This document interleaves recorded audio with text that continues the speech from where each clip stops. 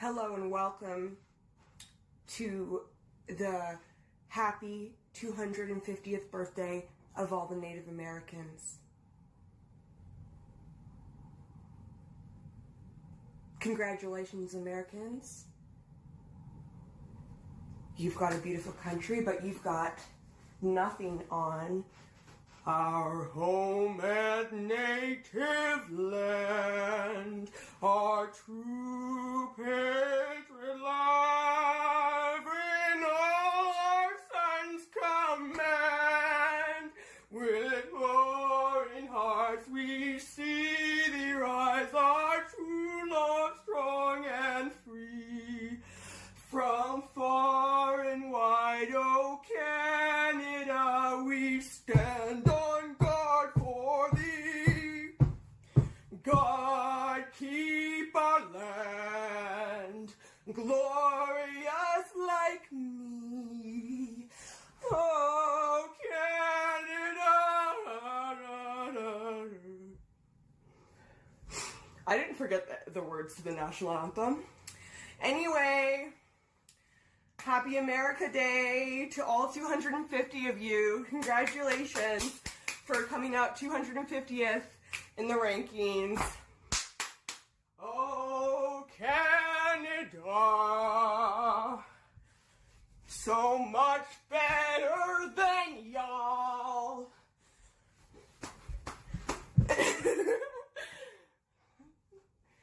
Thank you for letting me welcome you to this lovely celebratory stream for America, and take it away, Mark.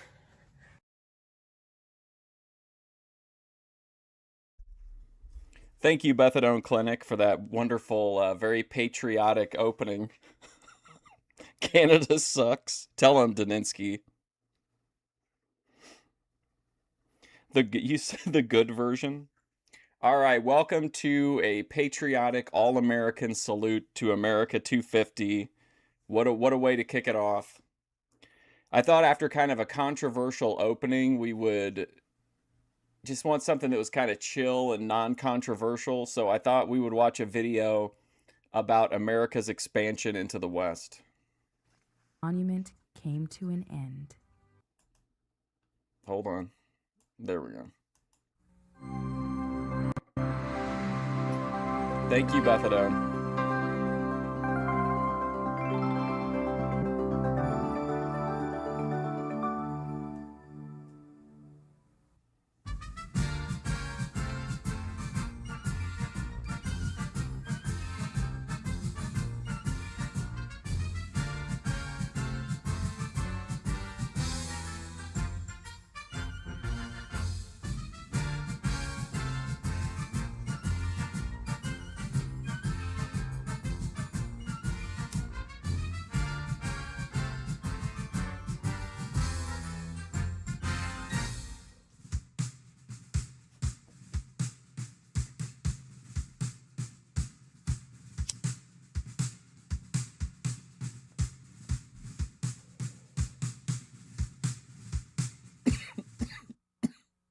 The Lewis and Clark Expedition. When I, Thomas Jefferson, was President of the United States, I bought something. Possibly the most gigantic Thomas Jefferson bought something. purchase in history. What was it? Land. Land that would become part of the United States in its own right. Land that would help the United States to grow and expand, to become strong and powerful, to spread to new people and places. But the odd thing is that when I bought it, no one really knew just how much land it included. The land that President Jefferson purchased belonged to the Emperor of France, Napoleon Bonaparte. It was home to the Native Americans who had no idea it had been claimed by France or sold to the U.S. A French explorer called La Salle Wow, what a rough picture of La Salle. explored the land and claimed it for France 100 years earlier. He named it Louisiana after Louis XIV, who was king of France at that time. Wow, that's an even less flattering picture. So when Jefferson bought the land, It became known as the Louisiana Purchase. It was so big, it doubled the size of the United States. Before Jefferson made the Louisiana Purchase, our country only spread as far as the Mississippi River. After the purchase, the United States reached all the way to the Rocky Mountains. Jefferson wanted to learn what kinds of plants and animals lived on this land. So he sent 2 men to explore the northern part of the Louisiana Purchase. Their names were Meriwether Lewis and Hey, Hugh Scanlon, these graphics are really something. William Clark. Jefferson also wanted Lewis and Clark to find a way to reach the Pacific Ocean by water. With a water route or Northwest Passage, it would be much easier to send supplies by boat from one side of the country to the other. Lewis and Clark hoped to take their boats along the major rivers all the way to the west coast. The 2 explorers began their journey on the Missouri River, traveling from St. Louis to what we now call North Dakota. This is from 1996, I think. Here, they met the Native American Mandan tribe. Mandans. Winter was fast approaching, so Lewis and Clark built a fort to protect them from the cold. Ah, triangle. They named it Fort Mandan in honor of their new friends. While they lived at the fort, Lewis and Clark met a Native American woman named Sacagawea. Yeah, this art is very strange. Her name means bird woman. She lived with her French-Canadian husband in his cabin near the Mandan people. Sacagawea and her husband offered... I've heard about it in general, but never I haven't watched a documentary about it or anything, Stephen David. ...to go with Lewis and Clark to help them. When spring came, the expedition moved west along the Missouri River. By summer, the travelers reached a point where the Missouri branches into 3 different rivers. This point is called Three Forks. It was the land of Sacagawea's people, the Shoshone. But they were not around. Sacagawea was sad. So were Lewis and Clark. Bird lady sad. They realized there was no passage to the west coast by water. The Rocky Mountains were in the way. Instead, Lewis and Clark would have to travel over the Rocky Mountains by foot. It looks like somebody made the artwork in MS Paint. They kept traveling northwest. Soon they found the Shoshone people. By now, Sacagawea's brother was their chief. Sacagawea and her brother were very happy to see each other. The Shoshone tribe gave Lewis and Clark all the supplies they needed to cross the Rocky Mountains, even horses. It was a hard climb across the Rocky Mountains. Who's this guy? Even horses. It was a hard climb. Oh my gosh. But they made it over the top. Finally, on December 5th, 1805, they reached the shores of the Pacific Ocean a year and a half after they had begun their journey. Wojak style, Tired, yeah, kind of. But happy, they built an outpost and began preparations for their long trip back home. After returning from the Pacific, Lewis and Clark became famous.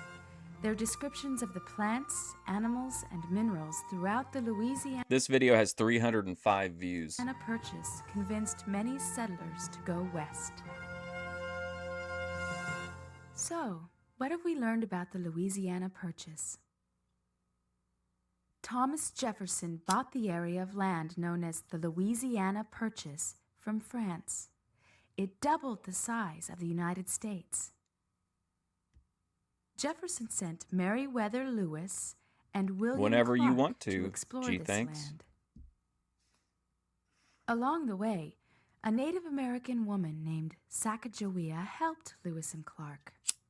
Sacagawea was a member of the Shoshone tribe. Shoshone. Pretend you are an explorer like Lewis and Clark. What kinds of things do you think you might find? Arrowheads. My family went west. So, in the end, people were really pleased that I had made the purchase. And for many years, people moved out west. Let's travel through time to the year 1860 to see what life was like for those pioneers. My friend Emily can show us around. Ooh, Emily. There. Oh, no. I shall call you Samantha. Sam. Is she a midget or a kid? These are your brothers and sisters and cousins. We Oh all live my together gosh. in the new Isn't this like a real thing? state of I think the Amish sell those Iowa things. on the Great Plains of America. This I thought we were going to get like a trad view on the emerging horizons. is probably the most important place in the whole house because it's the warmest and the brightest. It gets so cold in Hold here in on, G. winter Thanks. Are you doubting the authenticity of this project? that we all sleep next to the fire. Come on, Sam, let's go outside and greet the day. Isn't it beautiful here? That's our house. We keep our land nice and clear. Oh, that's a well. I thought it was a rocking chair. It's made of sod. Since there are few trees out here, we just dig up squares of dirt to make a house. I think I remember seeing those weird straw dolls before. This is one of my least favorite chores, hauling water. We're lucky we What's found up, a Cosa spring, though. Nostra? And we were smart and built our house near a river. That makes it easy What's this hidden symbol here? to bathe. When the bucket is full, it is very heavy.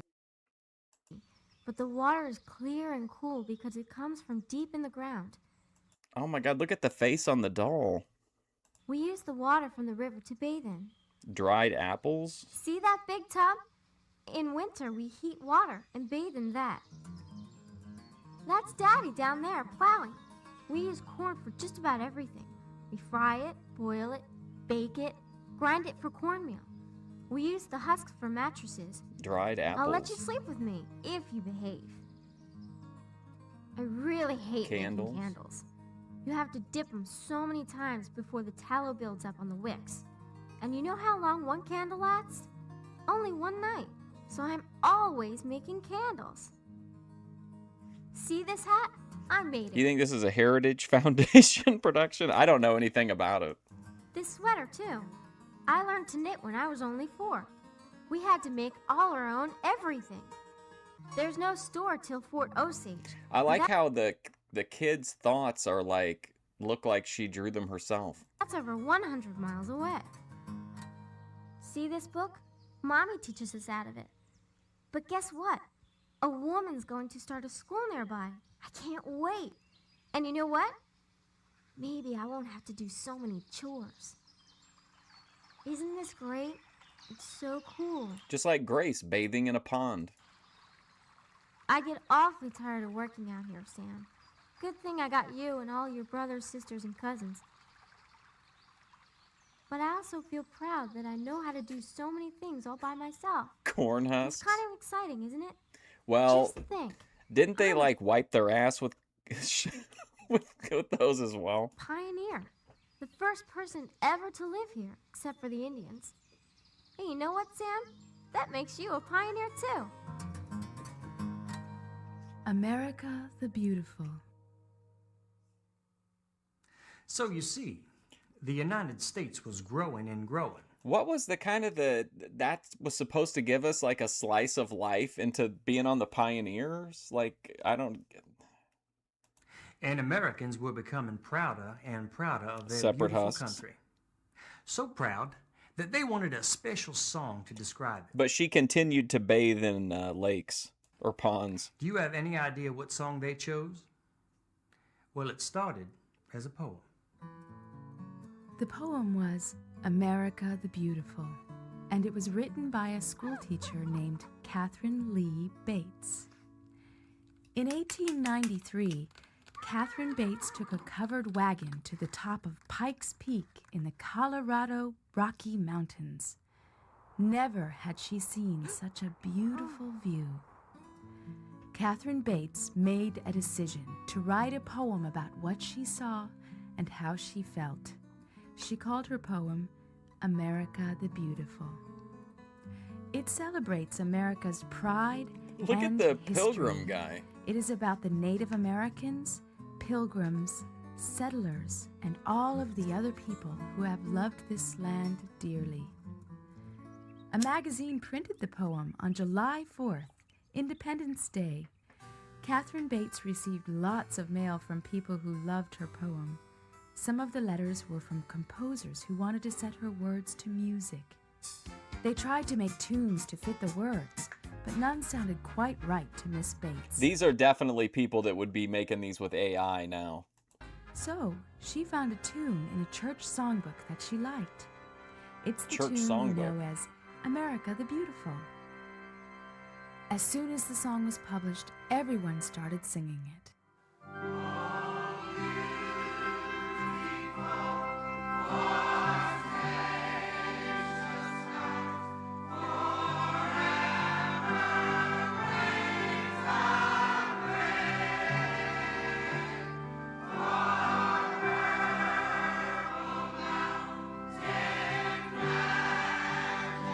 Yeah!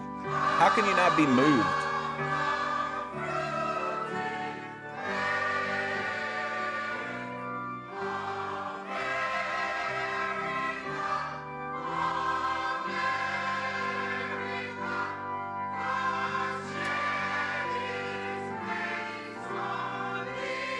This reminds me of the WrestleMania promos where it would show like the farmers out in the field watching on a battery TV, or people in like all these different far-flung locations.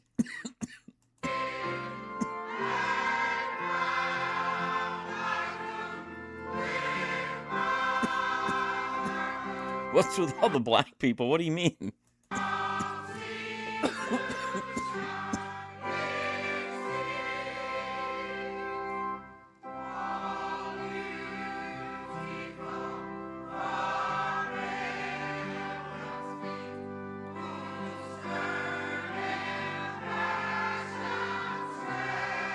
Shakespeare.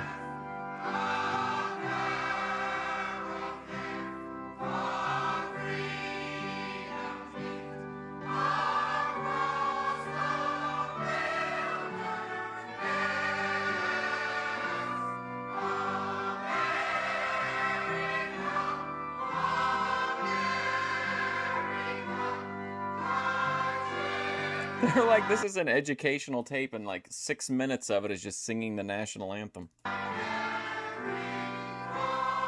Yes, celebration of life.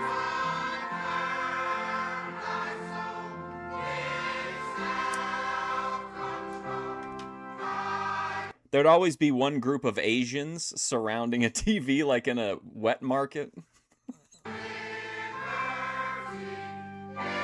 People out in the Serengeti. All around the world. Native Americans forced from their homes. The global standard Well, in sports entertainment. While many people from the East moved out west to settle, there were many people already living there. Now, these people and their families had been there for a long, long time. So in many ways, America the Beautiful belonged to them. But the pioneers did not understand these native peoples, and the Native Americans did not understand these newcomers. And with all this misunderstanding, there were a lot of problems. There and were a fighting lot between of the two sides. misunderstandings. Today, we recognize that the Native Americans were here first. For many hundreds of years, these settlers created treaties, agreements designed to get the Native Americans off the land. Many promises in the treaties were not kept. Often there was fighting over the treaties. In 1830, President Andrew Jackson passed the Indian This is all the stuff Clarence talks about. Removal Act. This act was a law that started a process known as forced relocation. The law said that Native Americans had to sign treaties agreeing to sell their land cheaply. If they did not leave peacefully, they would be moved out by the United States Army with force. Many Native Americans were forced to move to land Sac and west of the Fox, Mississippi River. Chickasee, Their new Chickasaw. homes were called reservations because the land was supposed to be reserved or set aside for them. Some tribes, like the Seminole, tried to resist this forced relocation by fighting. But the Cherokee took their battle to the Supreme Court. A Cherokee named Sequoyah had developed a way of writing down the tribe's language. the tribe wrote their own constitution and declared themselves independent of the United States government. The Supreme Court agreed with the Cherokees' argument. Despite this, President Jackson insisted that the tribe move from their home in Georgia to a reservation. The Cherokee were forced to march hundreds of miles through bitter cold snow and ice to their new home. Many died on the journey, which became known as the Trail of Tears. By 1890, Congress had forced thousands of other Native Americans to walk their own Trail of Tears and move from their homelands to reservations. America had This was 96, but I still don't... It's made a couple Christian references, but I'm still curious who made this video. doubled in size, but the Native Americans ended up with much less than their fair share. Let's review. 200 duels? Before European settlers arrived, Native Americans lived throughout the land now known as the United States. The United States government forced Native American tribes. If they showed this now in a school, I feel like they would get attacked by everybody. Like, the Corey devotion types would say that it's whitewashing it by not being more specific, and then MAGA people would be mad because it's portraying anything in a bad light, anything America in a bad light. To sell their land cheaply through treaties. The Native Americans who did not want to leave were forced to move onto reservations. Why do you think? Did the you guys know Cherokee Luke journey West did a was called podcast the Trail last of night? Tears? John Henry. Oh, yeah, let's go. John Henry. But America did not only grow in size, it also grew in strength. Now, this song is about a man called John Henry. He was an African-American slave, and he was very strong. It is thought that he died after winning a rather unusual race. When John Henry, he was a little baby, no bigger than the palm of your hand. He picked up a hammer and a little piece of steel, said, I'm gonna be a steel driving man. This Lord, art is Lord, wild. I'm gonna be a steel driving man. John Henry said to his captain, Lord, a man ain't nothing but a man. But before I Yeah, that's let him. your steam drill drive me down, I'll die with a hammer in my hand, Lord, Lord. I don't know if you guys know this or not, but there's a movie, John Henry, where he's played by Terry Crews, star of Battle. What was it? Battledome. In my hand. Now, Hey, the JC. man that invented the steam drill, he thought he was doing mighty fine.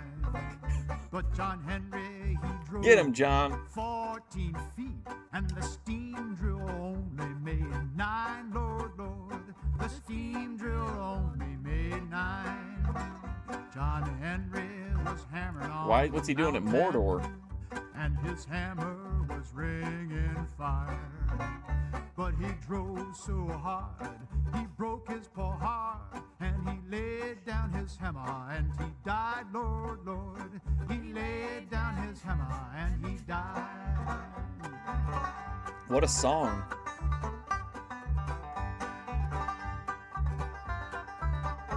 He might be related to him. King TL modern John Henry.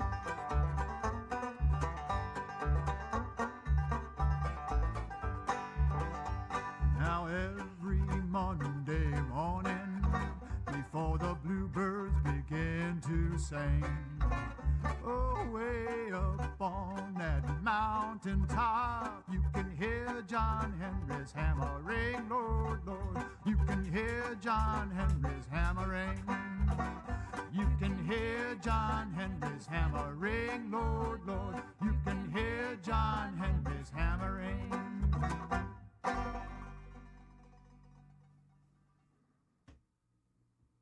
The story of Mount Rushmore. Well, I know I am Thomas Jefferson, And I did write the Declaration of Independence and was the third president of our country. But still, I never imagined that one day I would be a face on one of the biggest sculptures ever created, Mount Rushmore. Mount Rushmore National Memorial is in the Black Hills of South Dakota. It is one of the most famous and largest monuments in the United States. A professor named Doane Robinson had an idea. He wanted a huge monument to the United States to be carved in rock in the Black Hills of South Dakota. Greg Valentine. Robinson asked a sculptor named Gutzon Borglum to design and Gutzon oversee the Borglum. creation of the monument. Borglum was very excited about the idea and began to search through the Black Hills looking for a site for his sculpture. When Gutzon saw Mount Rushmore, he knew he had found his spot. The mountainside faced the sun throughout the day, and the rock was made. Who would I put on the Boyd Mount Rushmore? My personal or Boyd overall? Because like my picks would be more personal, so it would be different criteria. Made of smooth granite that was easy to carve. There was just one problem. The Black Hills of South Dakota once belonged to the Sioux and other Native American tribes. But when gold was discovered in the hills, people flooded to the area. The Native Americans once again had to defend their homeland from settlers and resist being relocated. Also, the Black Hills were sacred to them, and the idea of a massive sculpture blasted into the rock disturbed many. Borglum began to design the carving anyway. He decided to make a sculpture to celebrate 4 great presidents of the United States: George Washington, Thomas Jefferson, Abraham Lincoln, and Theodore Roosevelt. Boy, that's crazy shit. I've been to Mount Washington was the Rushmore. United States' first president. Jefferson wrote the Declaration. I went to Canada one time with my friend when his family went on vacation, and they stopped by Mount Rushmore, so I got to see Mount Rushmore. Of Independence. I don't think his dad had a valid driver's license, so whenever we got to the border, they had to like switch places with his stepmom. Lincoln is remembered for saving the Union of States and ending slavery. And I mean, personally, for me, it would probably be Grace, Bethadone, Eric McHenry. Oh, man. I'd probably have to give it to VP.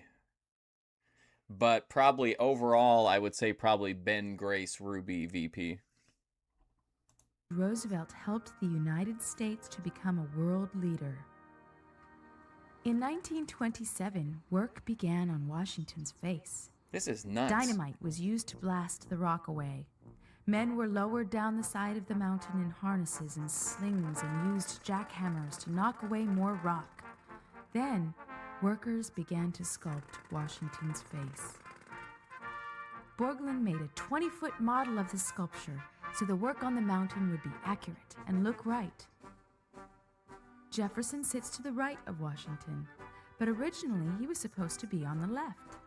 As work began on Jefferson's face, it became clear that the rock was no good.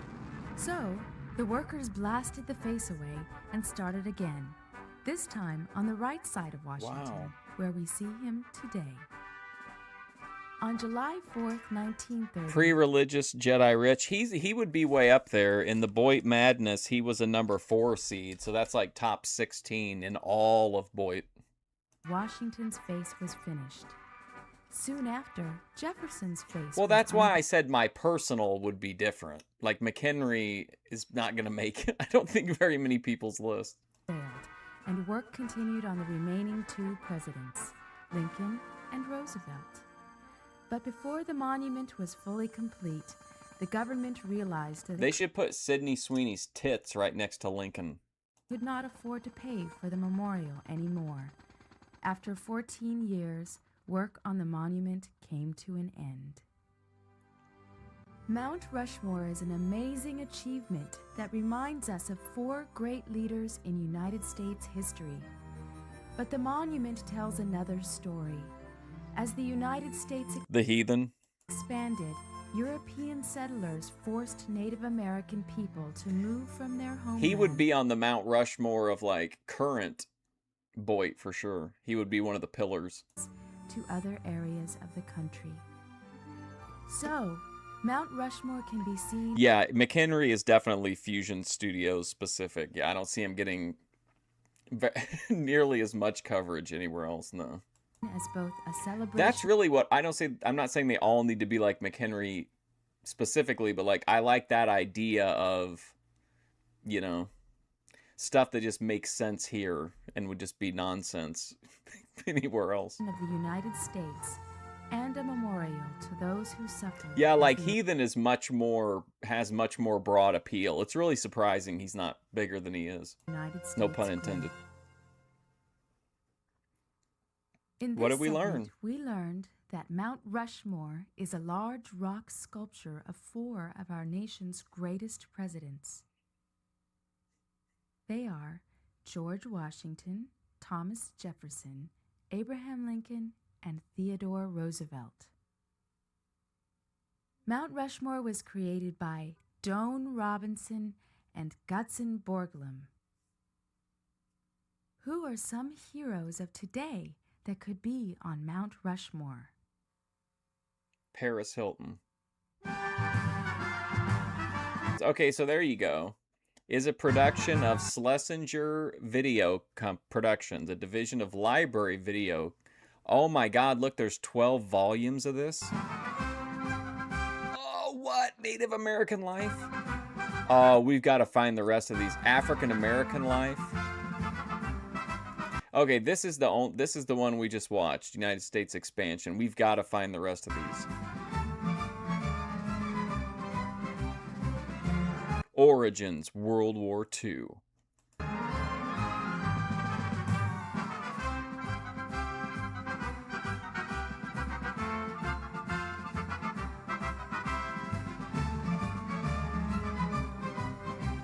Sawed off sumbitch. That sounds like a Jim Ross line if Heathen was on Raw. Oh, that sawed off sumbitch could take a beating, King.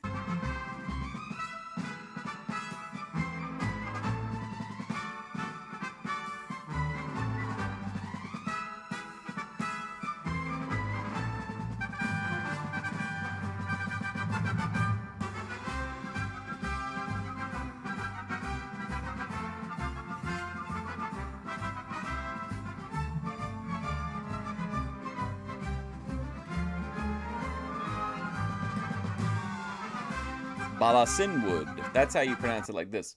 Balasinwood. Balasinwood. Schlesinger Video Productions. Alright, I got a thumbnail from this one. I'll have to rewind it. Okay, here we go. This is 1993 Celebrate America.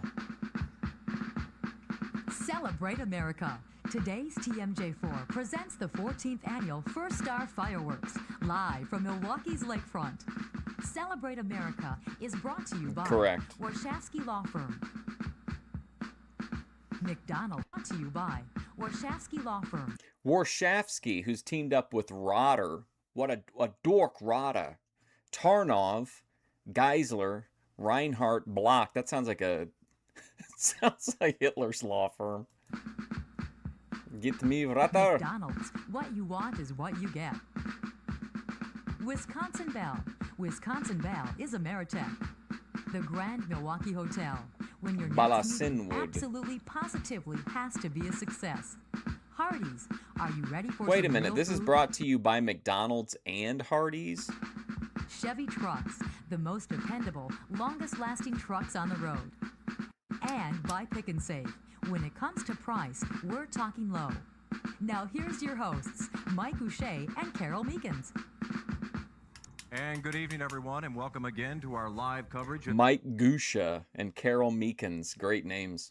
the annual First Star Fireworks. We're going to call this year's First Star Fireworks the First Star Fireworks, the sequel, or First Star Fireworks, Son of, or something Take like two. that. Yeah, really. And of course, we're here again, as you all know, because of the storm that came here last night around 8:30, forced us to cancel the show as well as the Switch-o, fireworks. change-o. So we're going to try to do it all again today. And of course, last night's delay was the first time that has ever happened. Now, the crowds today began arriving later than yesterday today, and as you Wow, can see, looks like it's a a little bit thinner, entertainers but we have a lot concert. of people out here right now. Yeah, the crowds really have been late arriving, and I think that's because a lot of people obviously have plans on the 4th. A lot of people gear up for the 3rd, but the bonus on all of this is, of course, is that we have fireworks on the 4th of July this year. And a lot of people really are a little bit fearful of the weather because, of course, we are still hearing that there is a chance of some rains coming down. In fact, there's a little light sprinkle going on right now. We're going to check in with Barbara Conrad right now, who's at our weather center. Barbara? Okay, Carol, you're right. You're having a couple of very light sprinkles right now in the area, but the good news is there's no strong thunderstorms out there. As we look at Doppler right now, just a few light sprinkles you're going to have on and off this evening. Looks like a Luke West post.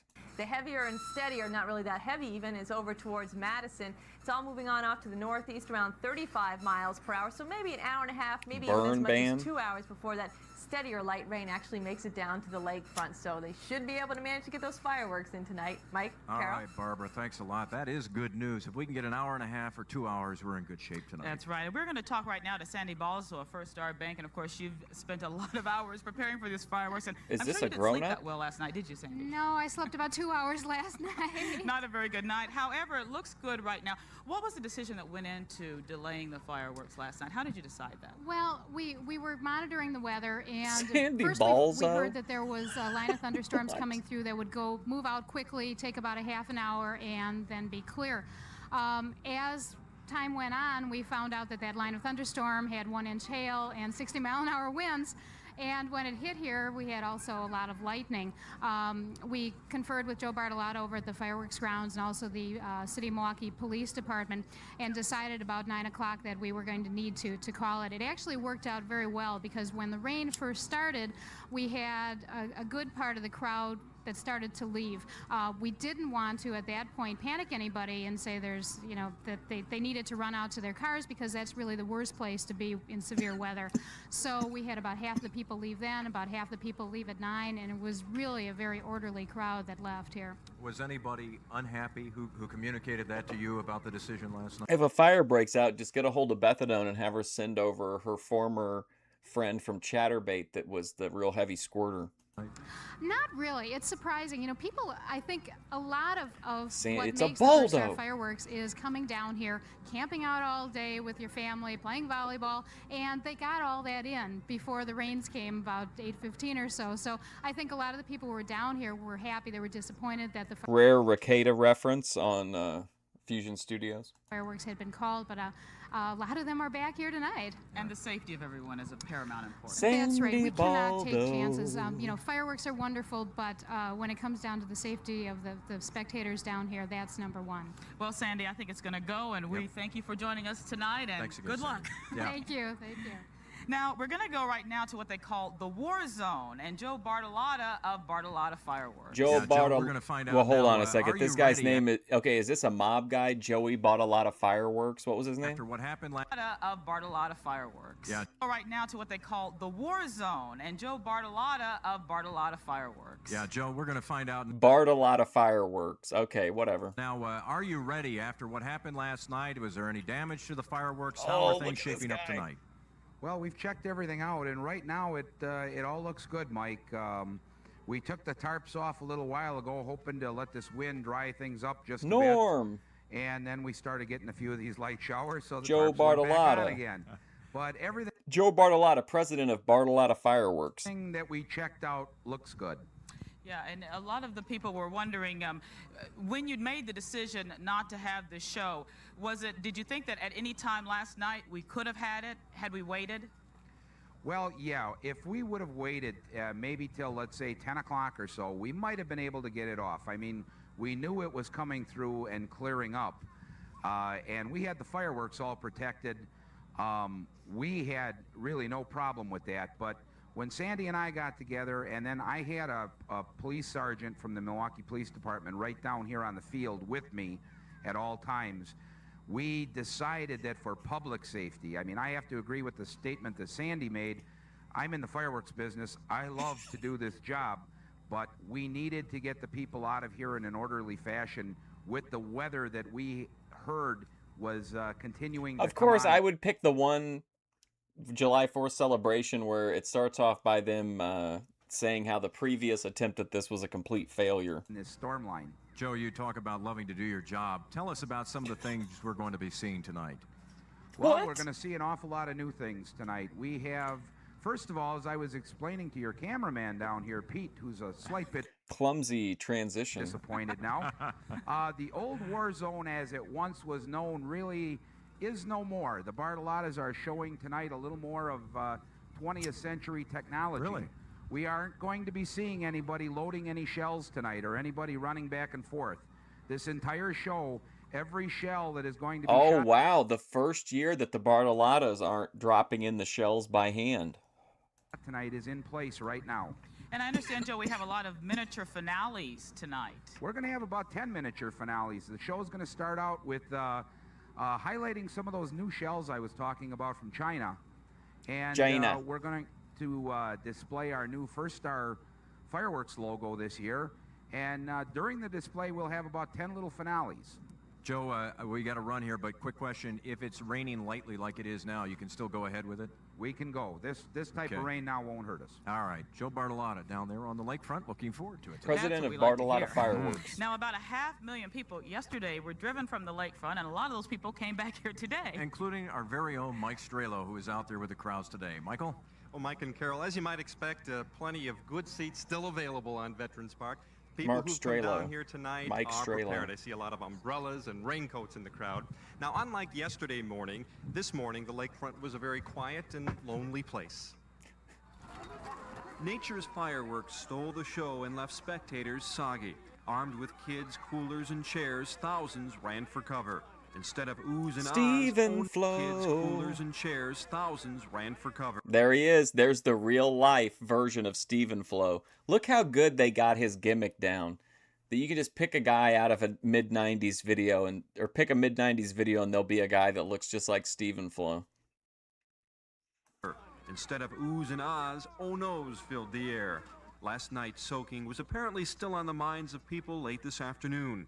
Veterans Park was virtually empty. Ringside seats were everywhere. Even this food vendor was considering packing it up. Totally relying upon the weather, you know. If it rains, we're out. But another vendor plans to stick it out even though business Snow will be way off. cones. There's nobody here. Last night it was just packed. There was people all over. Despite the gloomy weather, there were many signs of patriotism and optimism. I was telling the kids, you know, they got the whole park to run themselves. I love this guy when he was in that movie Dark Man. Don't worry about the rain. It's not going to rain. It's going to blow right over. And a lot of people here, Mike and Carol, hoping that gentleman's prediction holds true tonight. Mike and Carol. We have a lot of people up here as well. Thanks a lot, Mike. We're going to take a quick break and return with our celebration of First Star Fireworks.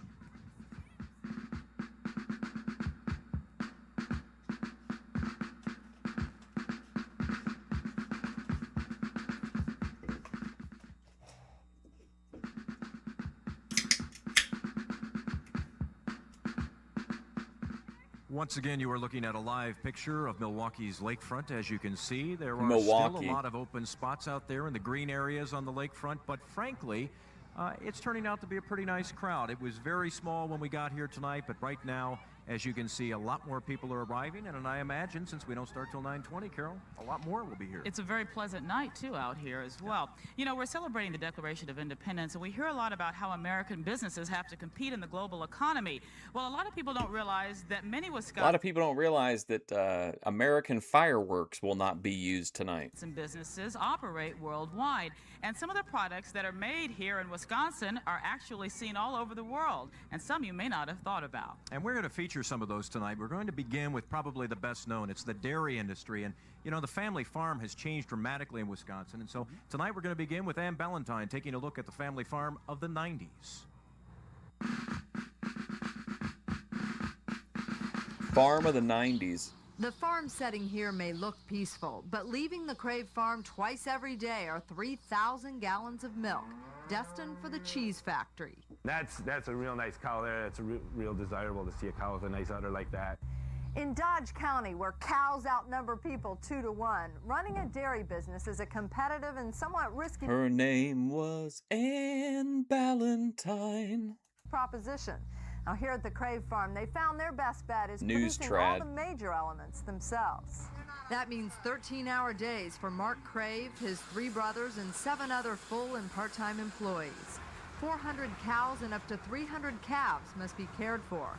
They grow their own He's trying to bait engagement and to go viral, like hoping, I think he knows what he's doing, but alfalfa and corn crops for feed, breed calves to be a bunch of his videos recently, all the titles have been like viral bait. future milk producers, and even make their own fertilizer to go back on the crops.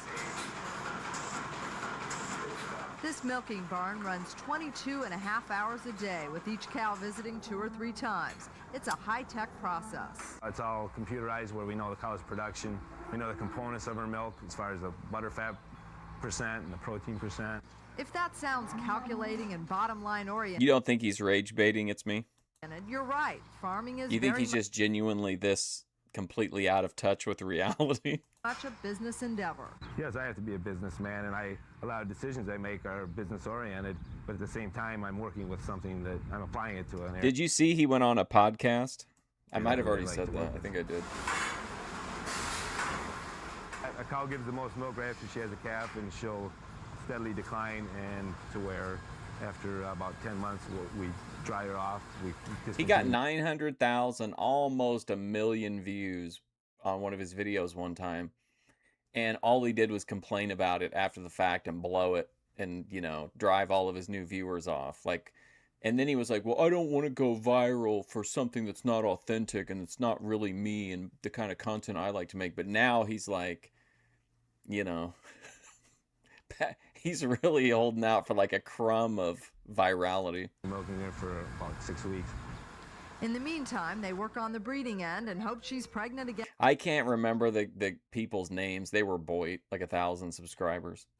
quickly. This calf right here was just born yesterday afternoon. I think it should be on his page. I watched it live on his page. Age 2, the calves are ready to be mamas themselves. It's time for artificial insemination, and they spend the next 9 or 10 years having calves and producing milk. Computers and two-way radios aside, you can still find some of the best elements of the old family farm here.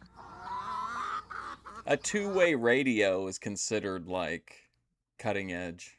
Sure, they use two-way radios, but Ann Ballantyne, today's TMJ4.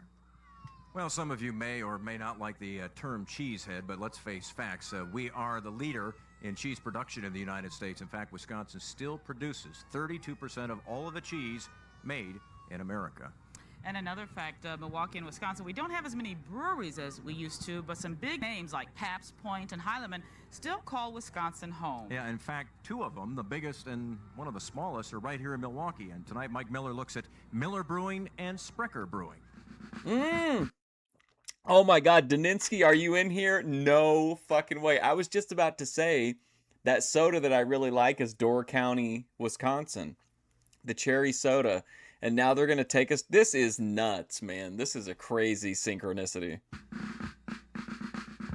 When Frederick Miller started the tiny Plank Road Brewery in 1855, he had no idea he was creating a powerhouse of Pilsner. Milwaukee had about 80 breweries in those days, and they delivered their product the old-fashioned way. Most of the rest are gone now, but the Miller Brewing Company is an international giant, the second largest brewery in America, and Milwaukee is home for the foam. The Miller Brewery in Milwaukee is Miller's oldest and largest facility.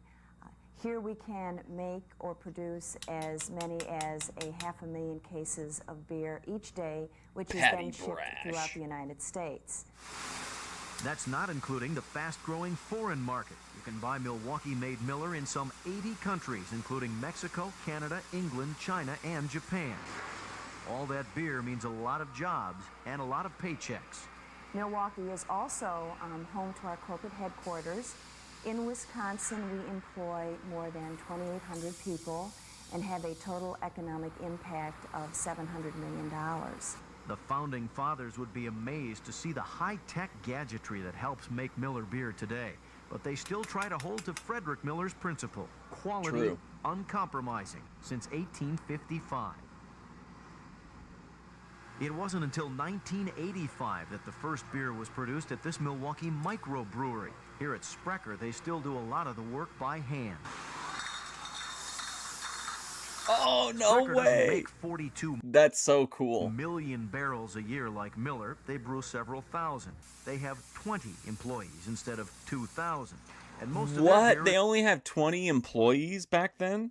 Oh my is gosh. sold right around Milwaukee, not around the world. Wow. But whether it's a micro or a monster, both Sprecher Whoa, whether it's a micro or a monster, Hurricane Paro would be feasting. and Miller have the same pride. 20 in employees. Continuing Wisconsin's great brewing tradition. Mike Miller, today's TMJ4. Again, we're talking about products not just made in America, but made right here in Man. Wisconsin. And speaking of Made in America and American Pride, we want to let you know why we don't have our flags that we had last night. We had them here all over, some beautiful centerpieces, but they did get destroyed, and we didn't want to display them looking that badly. So that is why you do not see any flags right now. But we do feel patriotic, don't we, Mike? We do, and you've got the red and white and blue, and you're all set, and I'm missing red. Where but you have the best I blue could and do. white. I It's like the it. best I could do, folks. We're going to take a quick break. Laverne Back before and the Shirley. First Star Fireworks in a moment. Put a glove on a Sprecher.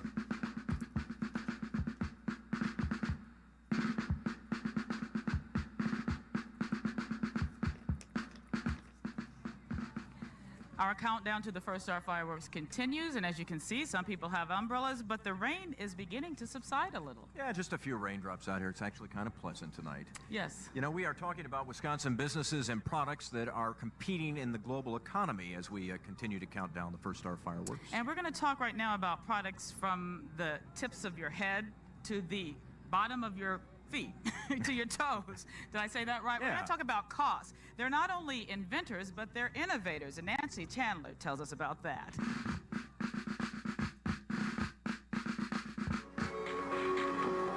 You're listening to one of the newest, hottest items produced by the Koss Corporation, computer speakers. Add them to the more traditional speakers, the Koss cordless stereo phones, and a multitude of other headphones. Toss in a collection of Koss Classic CDs, and it's a sure bet these products made in Milwaukee are an audiophile's dream come true. What's really the key here is coming up with new types of products, a new type of assembly operations to make things go smoothly and reduce the number of fallouts on the line and increase the quality of the product.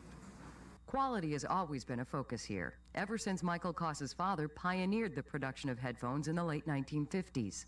What they did was Factory cobble trads. together some bits and pieces from an old loudspeaker and wire it together with a clothes hanger and some cardboard and an old cord and put it on, and Dad said it was like being back in the band again. Right after the first product came out, it was copied, and it was sold for a lot less money by the Japanese at that time. So instead of copying them and making a less expensive product that was less in quality, he came out with a product that was twice the price that had more quality. And that really put us in the business because it set us up as the standard of the industry. Under the law of supply and demand in business, an awful lot of people must want Koss products because in a good week, as many as 12,000 of these headphones a day will come out of the factory. And of course, we can't forget the Koss billboard, marketing Milwaukee motorists love. It's always a challenge to come up with something new and different. It's very tongue-in-cheek. Wow, look at- It's a challenge to come up Look at how interested she with is. something new and different. It's very tongue-in-cheek, and we've always looked at it Wow, as a way tongue-in-cheek. of showing Is that something nose new alignment and talk? different. It's very tongue-in-cheek. Wow, And we've look at always her had a challenge eyes. to come up with something new and different. It's very tongue-in-cheek, and we've always looked at it as a way of Interview Aaron M. Sound about what it takes to get on to get a reality show. showing the kind of fun we have in this business and how much fun it is to work here. So that's why the board Ask him about modding trolls. stay the way that it is. And why Koss says the company will stay where it is, too, with world headquarters in Wisconsin. Nancy Chandler, today's TMJ4. And it's from the top of your head to the tips of your toes, right? Yeah. Yeah, that's right. All right, from the ears to the feet. There's a good way of Body parts is what we're from doing. The ears to the feet. Allen Body Edmonds parts. shoes are made in Port Washington. Allen Edmonds enjoys a worldwide reputation for quality, and our Bill Taylor has more on this company.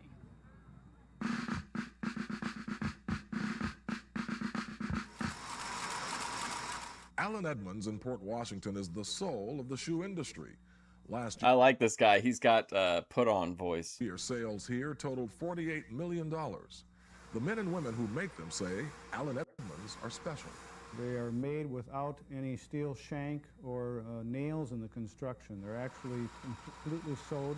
They're what we call a 360-degree welt construction, which means that they're sewn all the way around, and they're totally flexible. After 71 years in the business, Allen Edmonds employs 350 Wisconsinites and another 100 around the world. Willie Bittner has worked here at the Port Washington plant for almost 52 years. Never drew one check of unemployment and never was laid. Never drew a dime of unemployment. Willie Bittner. Willie Bittner. Willie Bittner You has can tell he works around loud machines. worked here at the Port Washington plant for almost 52 years. Never drew one check of unemployment and never was laid off. So it's been very good to me. Allen Edmonds was recently named one of the 25 products the U.S. makes best. The manufacturer makes men's and women's shoes in a variety of styles. Our average retail price of Allen Edmonds shoes is about $230, although we do have stores in the Milwaukee area where we do sell factory seconds at 25% below that. These tan and white Edmonds are what the U.S. Olympians wore when they paraded in Spain. Edmonds made 200 pair for the Olympics. When Bill Clinton was inaugurated, he took the vows wearing a pair of Port Washington's best. Wow. Former Presidents Bush and Reagan are also customers. The president-elect at that time, Clinton, had ordered the shoes from him for his inauguration. So, you know, he was buying the shoes just through a regular dealer in Arkansas. Sleep Willie's a paying customer. Oh, is Koss one of those brands at the checkouts where, like, it's... If you don't know any better, you would think, like, wow, I can't believe, you know, this brand is in Dollar General. That's right. Part of the secret to success here for Allen Edmonds is the kind of leather they use. This is calfskin. It's imported from France and Germany. The people here say it breathes better and it lasts longer. Allen Edmonds shoes enjoy a high profile abroad. Sales are brisk in Germany, France, Japan, and Italy. This Italian photographer came to Port Washington to cover the company for Dove magazine in Milan. Edmonds are also in the movies. Danny DeVito wore them in the film Hoffa, Dustin Hoffman wore them in Hero, and Clint Eastwood will sport them in his new movie In the Line of Fire. All of this fame for a little company in Port Washington that's growing and proud to be in Wisconsin. Bill Taylor, today's TMJ4. And we have plenty of companies here in Wisconsin. And don't forget, we're also home to Jockey International in Kenosha and Oshkosh B'gosh. A product that is made in the Fox Valley that gets people out of hot spots. We're going to have that story when we return as we celebrate our countdown to the First Star fireworks.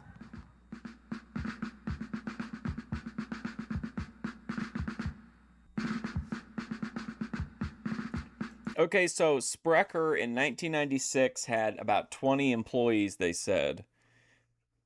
They raised that to about 50 employees over the years that followed, and then very recently they have significantly expanded to between 110 and 160 people because they added a second shift at like their distribution center.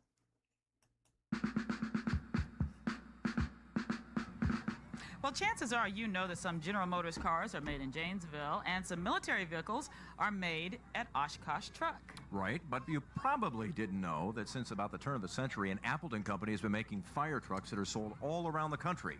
Tonight, Normie Lauer takes us to Pierce Manufacturing.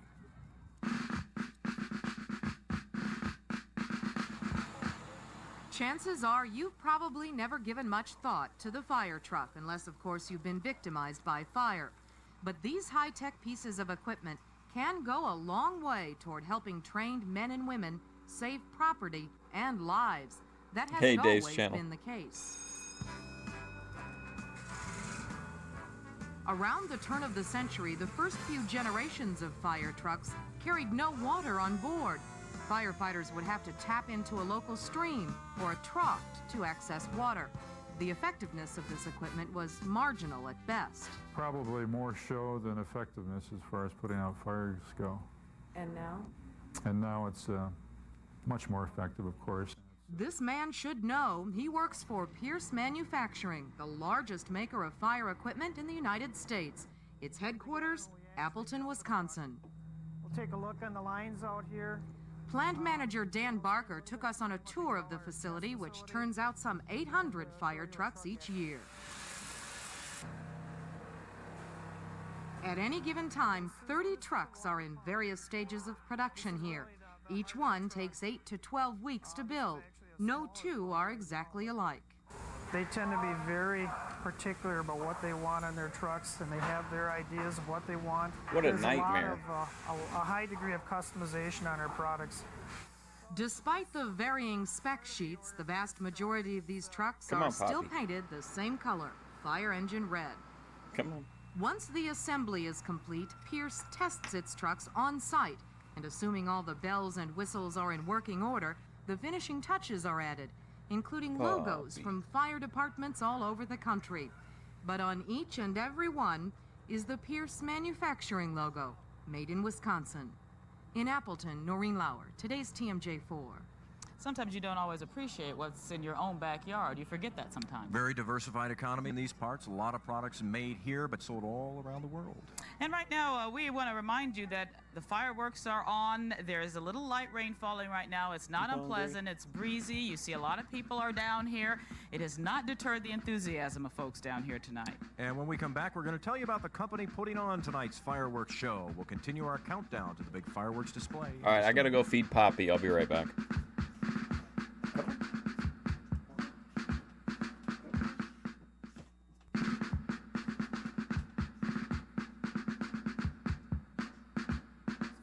Here at the lakefront, a lot of people are gathered, and as you can see, the boats are still in the water, but it's very pleasant out here. A nice evening. Yeah, no major problems out here tonight as opposed to last night at about this time. A lot nicer than last night. Yeah, the fireworks are now still about 18, 20 minutes away, and we are now going to go out and talk to some of the folks out on the grounds. Our Mike Strelo has been visiting with them tonight. Mike? Well, Mike and Carol, I think the mood tonight is bring on the fireworks, right, people?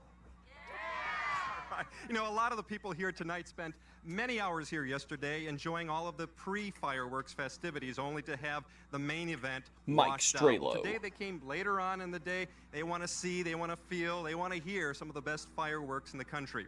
Launch time is less than 20 minutes away. I'm excited, and I know all the people here are too. Mike and Carol? Okay, Mike. Thanks a lot, Mike. And we're going to go now from the Under 20 minutes until the fireworks. You guys excited? lakefront to the lake, and that's where our Darian Ward is standing by, and she is on the cruise boat Iroquois. That's Darian, right. how are things going? We are live aboard the Iroquois with about 100 of my best friends and about 200 of my best bugs out here. They've been kind of bugging us. But you can probably hear the sounds of the blues band Spectacular in the background, and they're back for an encore. This guy's great. You hear the sounds of the blues band Spectacular in the background, and they're back What's for he an doing? But you can probably hear the sounds of the blues band Spectacular in the background, and they're back for an encore. Very McHenry-coded response. My best response. bugs out here. They've been kind of bugging us. But you can probably hear the sounds of the blues band Spectacular in the background, and they're back for an encore performance. We've got Carol and Tom. Whoa, did you see his eyes? And they're back for an encore performance. We've got Carol blues band bugs out here. Sorry, I'm fascinated by this guy's response. Bugging us. But you can probably hear the sounds of the blues band Spectacular in the background, and they're back for an encore performance. We've got What's going on with this dude? What a character. Carol and Tom, who were here last night. And, you know, why did you guys decide to come on back and get a fantastic view of the fireworks? Well, they were kind enough to offer us free admission back. Sweet, so what do we have to lose? It's paid for. Come back again, why not? So. Sweet, so what do we have to lose? It's paid for. Come back again, why not? So. This guy fucking rules. Well, they were kind enough to offer us free admission back. Sweet, so what do we have to lose? It's paid for. Come back again, why not? So whose idea was it to, you know, come on out and My idea. Was it? That's something a little different. That's Came out right. for allowance, so.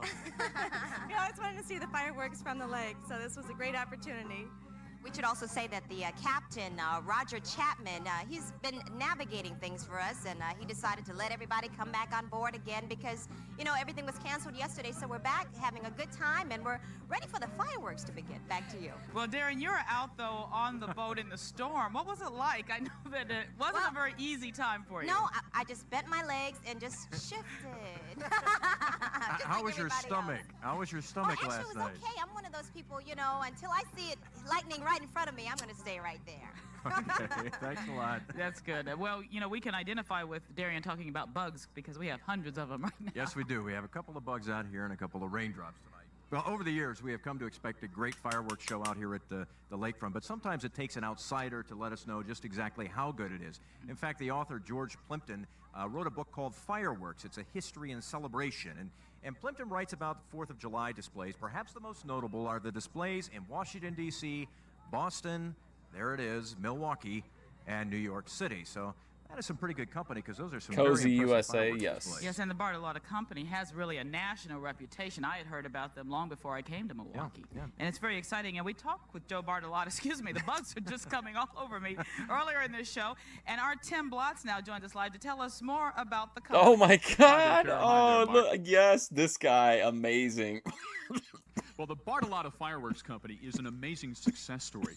You see, it all the way goes back to about 1977 when founder Sam Bartolotta took his Welcome home, Ronald. childhood hobby and turned it into the family business. Since then, they've earned an amazing reputation as one of the finest fireworks companies in America and certainly one of the busiest here in the Midwest. That guy's hair. During the next 48 hours, the Bartolottas will put on 100 shows throughout Wisconsin and Illinois. Preparing those shows is now a year-round process, and it's all done with one goal in mind: to entertain. We consider ourselves to be in the entertainment business. You know, our job is to go out and entertain those people that are out Bartolotta there for fireworks. 20 minutes or so. But behind every 20-minute show is hours worth of work on everything from mortars to ground displays. But this is very typical of what you will do for many of your 4th of July shows around the country. Yes. This weekend, correct? Yes. Right. The 4th of July shows, you know, some shows have themes. Well, 4th of July shows are typically very patriotic in nature, with the American flags, with the Statue of Liberty, the Liberty Bell, whatever is patriotic. So this time of the year is when we spend a lot of time making these for all the displays that want them. And more people do want them. To keep up with demand, the Bartolottas now have sales offices in Green Bay, Chicago, Wow. and San Francisco. The growth has been good for workers such as Tony Gazzana, who's been with the Bartolottas since the 70s. More frames to make, more shelves to make. This guy's just making a living for almost 30 years just doing staple gunning these fireworks. Go ahead, boy. As the Bartolottas have grown, so too have the size of their shows. In fact, now they have more shells than ever before. That's because they're importing 100,000 pounds of shells from China. We're able to put more shells in the show, and we're able actually to add a little bigger variety, because the Chinese were one of the inventors of fireworks. They've been making it for, you know, hundreds of years. And they offer so many different designs in their fireworks that it's not that American manufacturers couldn't do it. It's just that you get kind of wrapped up in your business in what you're good at making, and you don't do as much experimenting as what you could be doing. The bottom line is this year's shows will have more variety, in addition to color and the famous Bartolotta sound. What are your expectation levels for the fireworks show based off of this? It's a lot of work, but in the end, company founder Sam Bartolotta says it's all worth it. We get our reward after the show when we hear the people. We got 500,000 people yelling and clapping. That's the reward we want. And I've got a distinct feeling they're going to get that Tim reward Blotz. tonight. With all these people waiting over the past 24 hours to get these fireworks off, I think the show is just going to go perfect tonight. Mike and Carol? Thanks, Tim. You know, just seeing those fireworks, very titillating. Yeah, it really is. Wow. Damn, girl. Getting anxious for it, but we still want to bring you a couple more stories about products made here in Wisconsin. And one of the things we want to talk about now is music, because for years now, Milwaukee musicians have had to go to other parts of the country to record, to be known. But that's not true any longer. In fact, a lot of people are recording their music right here. And tonight, our Nancy Chandler introduces us to Peter Buffett. He is a musician who writes his music here and records it right here in Milwaukee.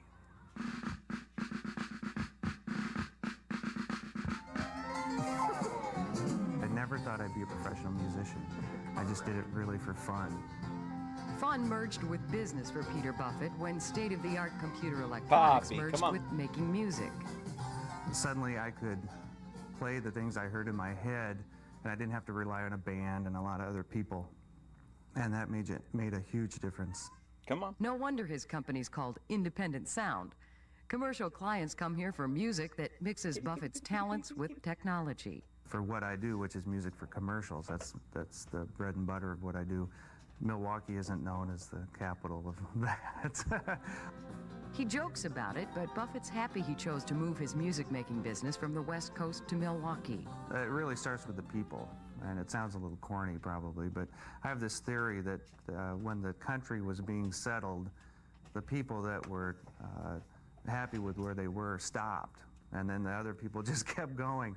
And you find in the Midwest, people that are comfortable where they are, and they're friendly and aren't looking for something. What does that say about people on the East Coast? Did they just give up and not go anywhere? Bigger and better. 5 years ago, the commercial production would just automatically go to Chicago, and now it stays here, which is great. And You so don't we're think they'll able take to any risks? Keep a little more of Milwaukee production in Milwaukee, and that's a great thing to be able to do. One thing Buffett would like to be able to do is to clear up any confusion about his last name and that of another musician. Because I'm in music, a lot of people think Jimmy Buffett, and we're very distantly related. A much closer relative, his father, is financial wizard Warren Buffett. Being a billionaire's son can be a big challenge. I was going to say, I wasn't 100% sure, but I was like, Peter Buffett, I'm pretty sure is his son. Music is a great leveler in that way, and I'm really glad that's the business I'm in, because if I was in investment banking, it would be horrible. You could not live under that shadow if I was in any similar business. The most frustrating thing is that people don't think I'm doing what I'm doing on my own, that somehow I cash these magic checks every month or something, and couldn't be further from the truth. The truth is, what makes Peter Buffett who he is the music he makes in Milwaukee. Nancy Chandler, today's TMJ4.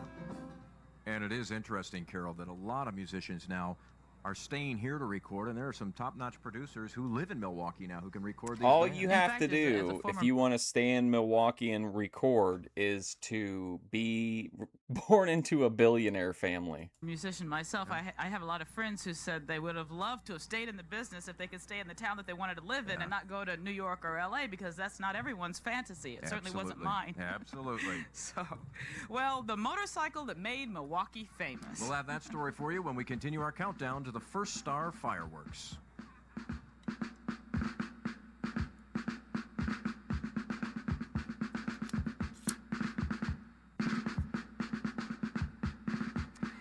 Welcome back to Celebrate America. You know, the grounds are filling up with people, as you can see right there, and a very light rain is falling, but the breeze is absolutely beautiful. The scene on the lake, you can see the boats and the lights.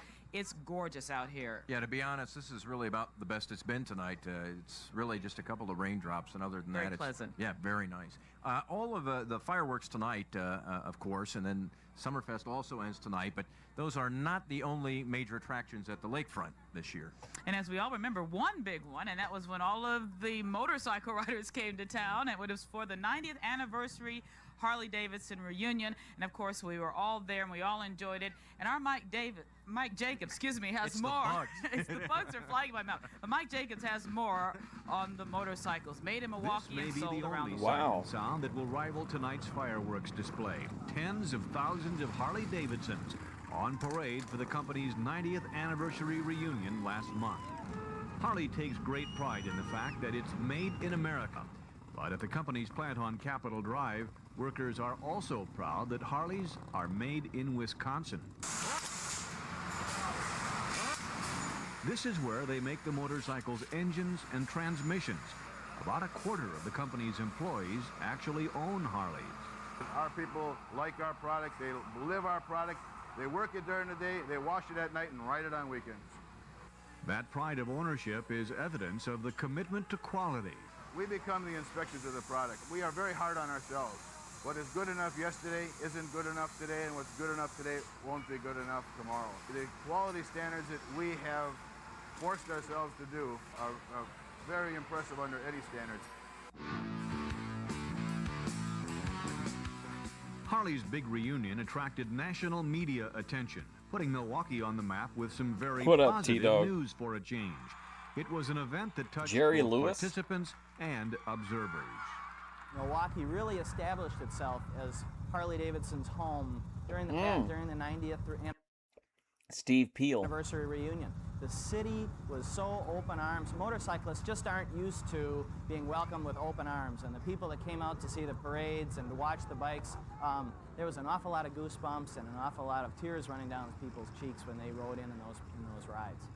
While the company is still riding high from its 90th anniversary, plans are already in the works for the next reunion ride, a celebration that'll generate even more goodwill for our city and for a product that's Harley Grandma made in Wisconsin. Mike Jacobs, today's TMJ4. And we all know that was a fun party. And, of course, another fun party is down on the lake. Yep. Darian Moore's going to tell us more about that. Darian's on the Iroquois tonight. Darian? That's right. We've got the best seats in the house, and I've got the captain here with me, Captain Blackheart, alias Captain Roger Chapman.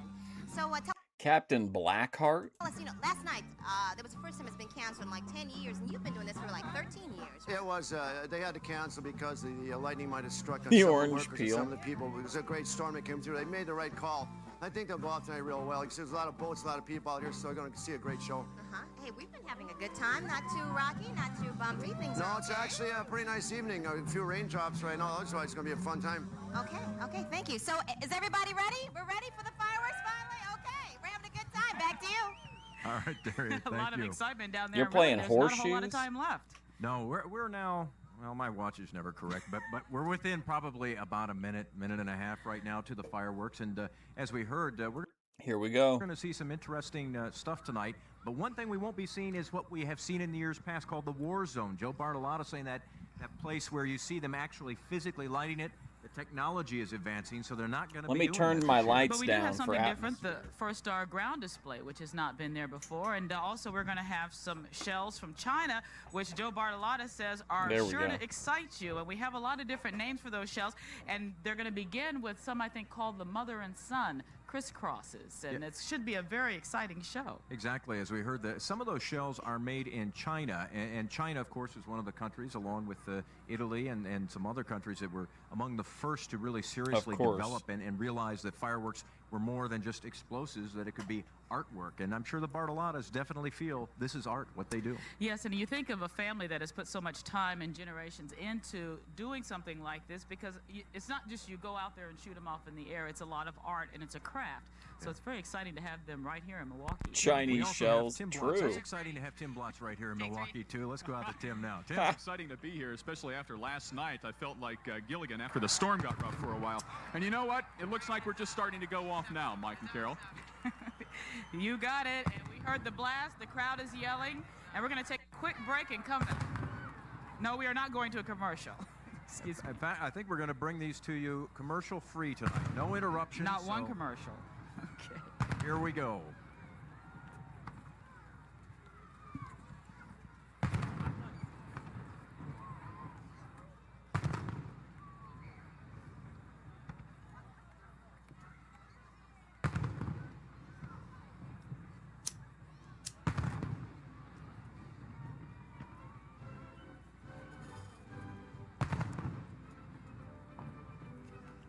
The salute begins, the fireworks, and then we will see a comet crisscross. Baghdad.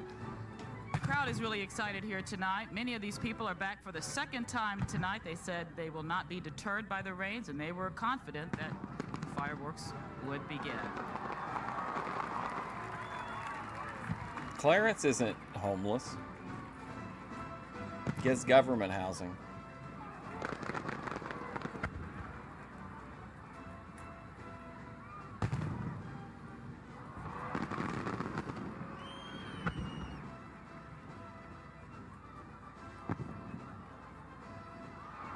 Wow.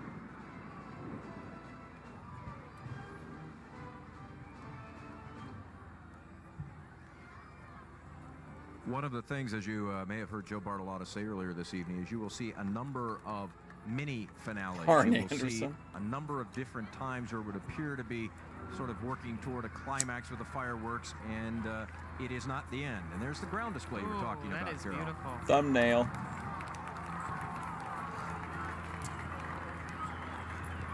That's a new Wow, look this is for the pretty fireworks cool. display here. They've had some ground displays in the past, Wow. but nothing quite like this.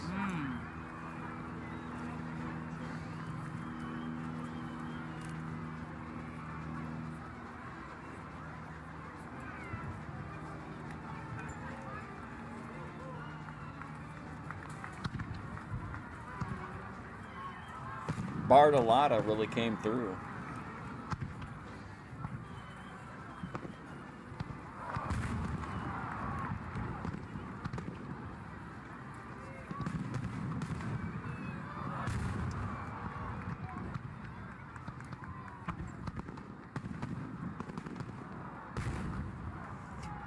Wow. What a show.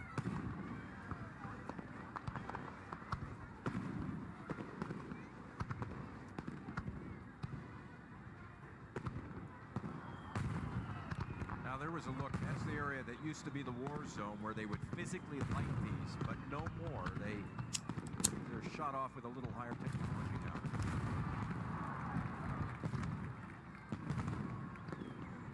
Crowd obviously delighted. A lot of color in these fireworks, and most pyrotechnic experts will tell you that is the most difficult thing to achieve, a lot of color.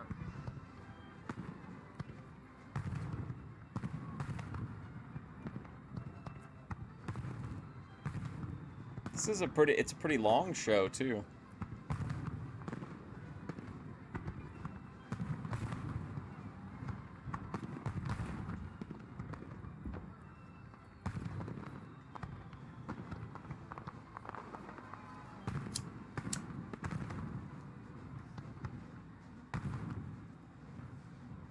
He had his whole life ahead of him, south to west.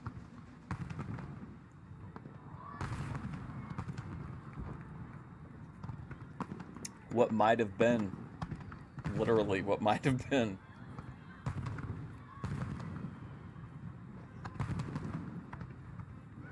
Oh, nice, K9. I won't be going to any fireworks shows.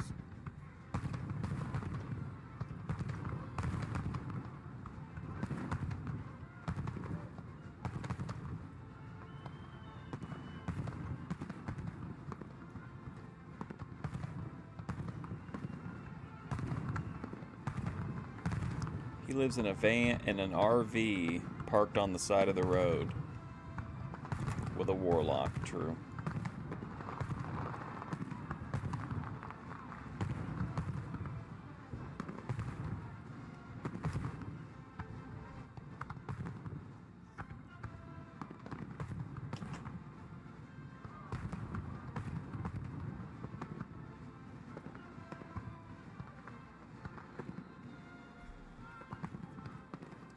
Beautiful night on the lakefront. Those people get some good seats, maybe the best seats in the house for free. Near perfect night for these fireworks.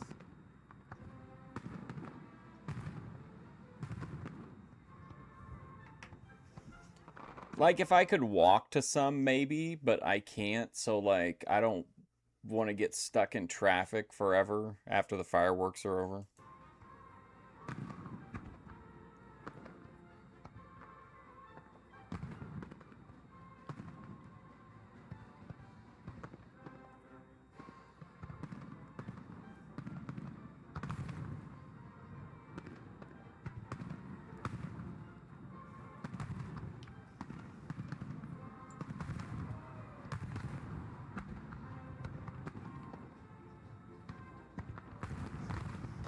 Let me see something real quick. Hang on. Give me a moment. Nice seats, sitting right along the lake, watching fireworks. I think the kids like the loud ones the best because they clap every time they're really loud.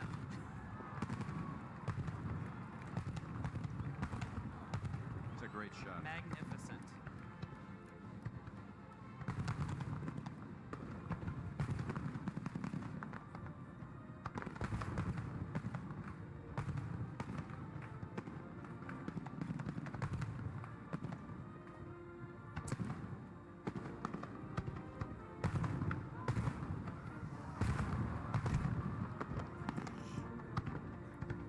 Man, how much do you think they had to pay for this?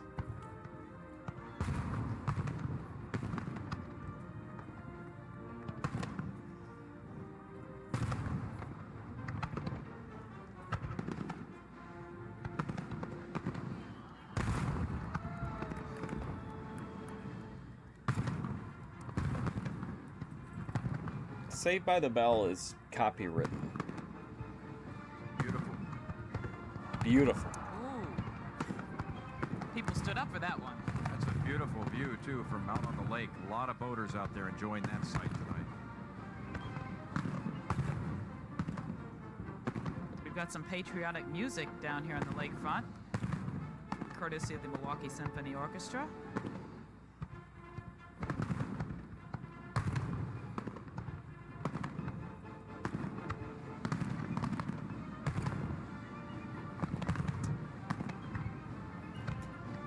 What a long-ass fireworks show.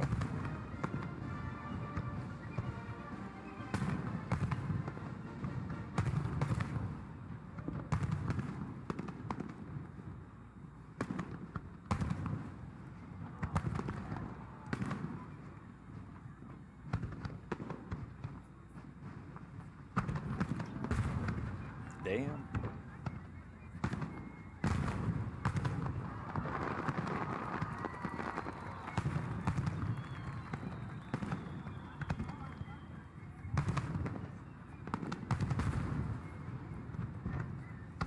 What about fireworks from 1993, though? It's me.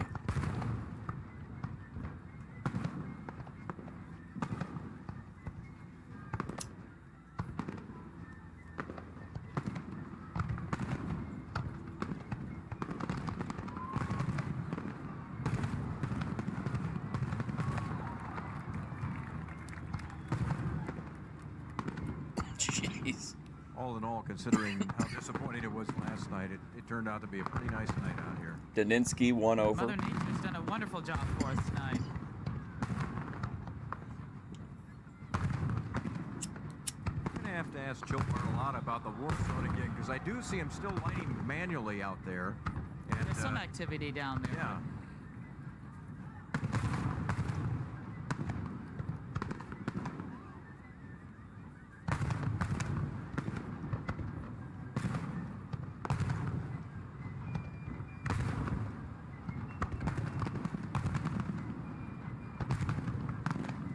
This is crazy. It's so many fireworks. Oh, look at that waterfront. Oh, Keno.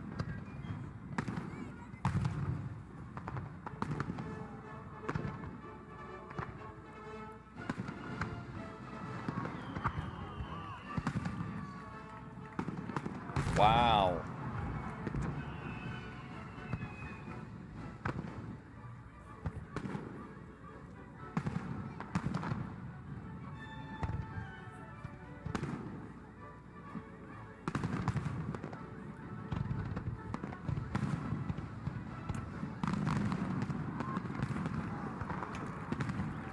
Oh, absolutely, Walt Disney.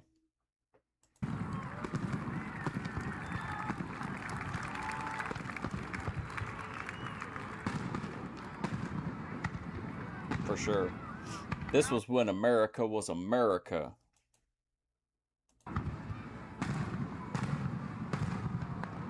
Damn, bro. This is nuts.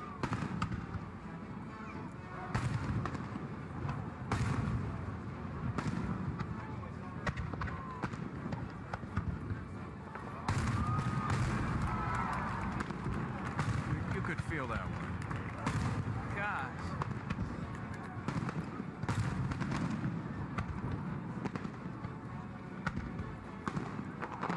I was falsely accused by me. That doesn't count.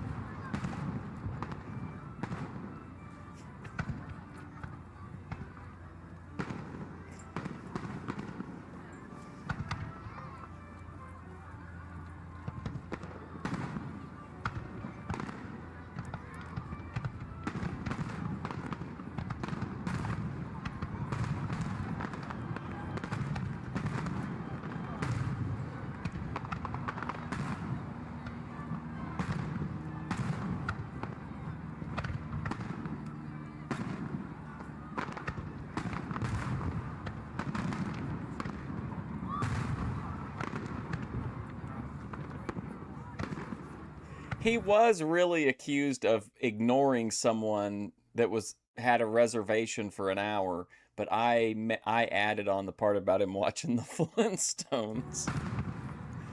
Which, if you know my lore, it's one of my favorite things to talk to the streamers about is little pop culture things like that. Any thoughts on the Flintstones?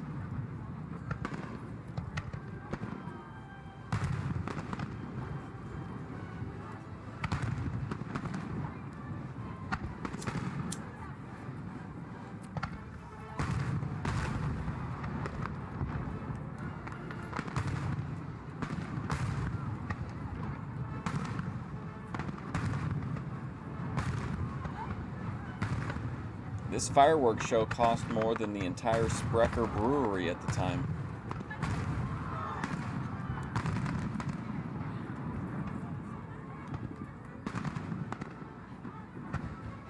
About what? Using them during warfare? I don't know.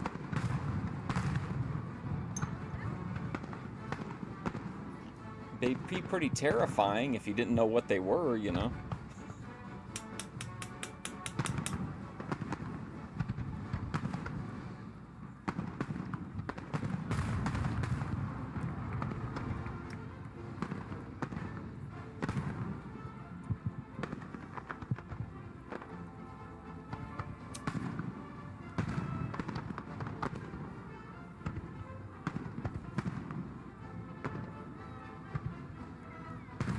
Man.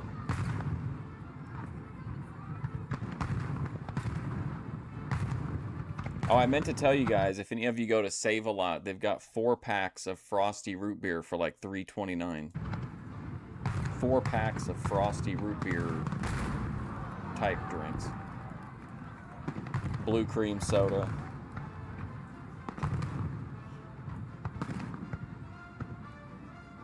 Again, you could get a pretty good seat down here to see this as of 8:30, 8:45 tonight. A lot of good seating along the lakefront. Well, no one will walk away disappointed tonight, Mike. That's for I sure. don't really think about stuff like that, gee, thanks. Sure. It seems inconsequential to me. Fest titties. Shot from the Iroquois, where Darian Ward was a little bit earlier tonight.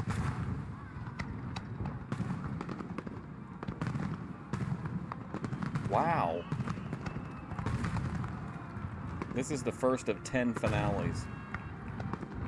No, I don't know if that's true.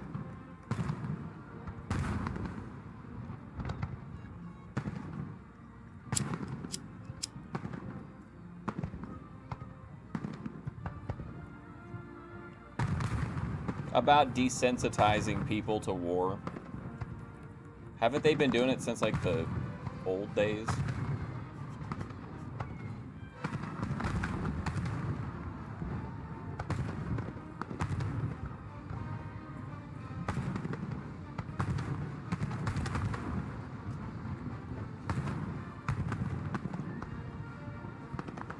This is crazy to me.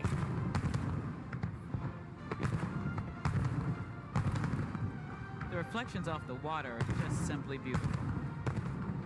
Yeah, it's really a great sight down here. Very clear night.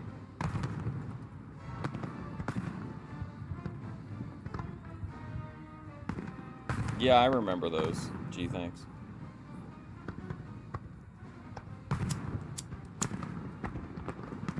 Are you dating a leftist or something? Apartment buildings become reflections of what's happening about 200 yards away.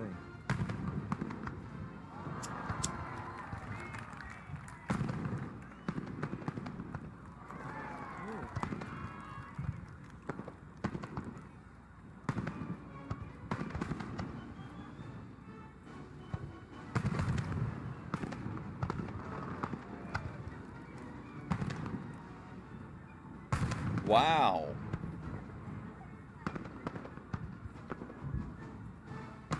Omni-positioned.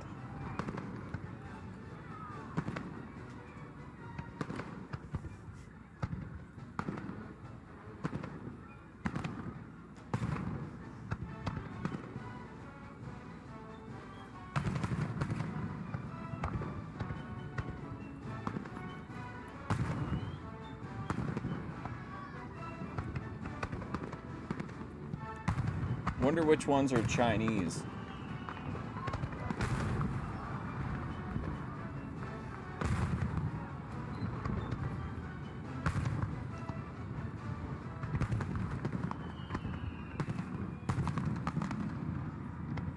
That one didn't look like it made it.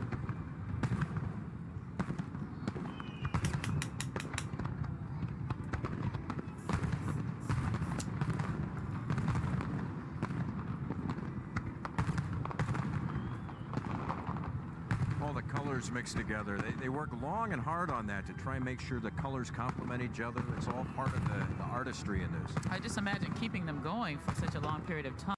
It's all part of they work Look at long the and hard on pineapple, that to guys. try and make sure the colors complement each other. It's all part of the artistry. Did you see it? Damn it, I just missed it. Long and hard on that to try and make sure the colors complement each other. It's all part of the Look at that, pineapple. artistry. Perfect. I just imagine keeping them going for such a long period of time, continuously. Well, Imagine that's all his of the right sweat to that it abandon. takes to do that. A lot of preparation goes into these shows.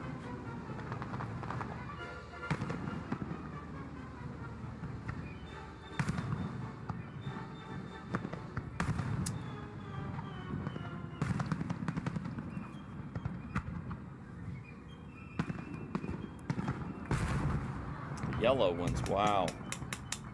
What a statement.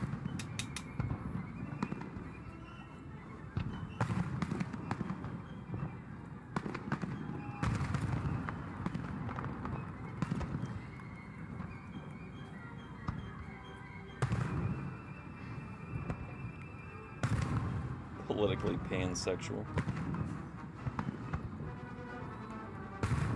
Beth is a staunch conservative.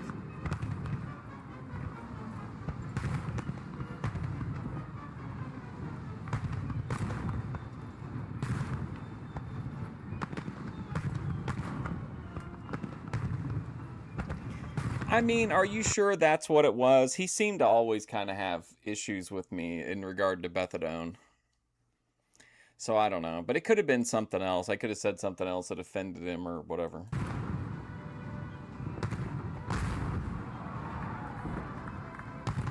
It could just be, too, that, like, it's too real, you know, when she relapses. And I don't know if he wants me to just come on here and, like, chastise her about it, but...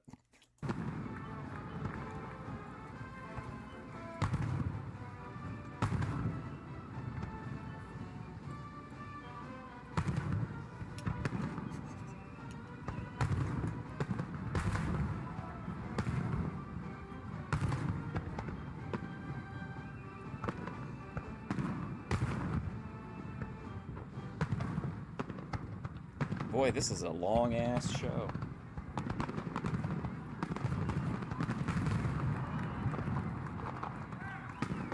Yeah!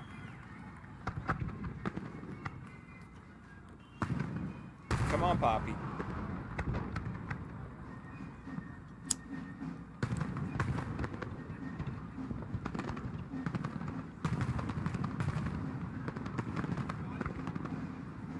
Secretly in love with her? Yeah, I would say. Or he had, like, feelings for her, for sure.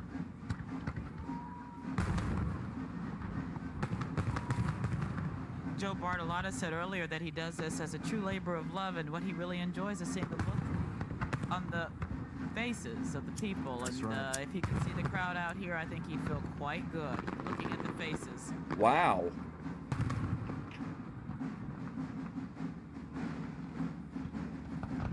This is the Hagler Hearns of fireworks displays. I'll be right back. Hopefully I don't miss the finale. Holy shit, I don't want to miss this though. All right, I gotta hurry. Hold on, I'll be right back. I don't want to miss this though.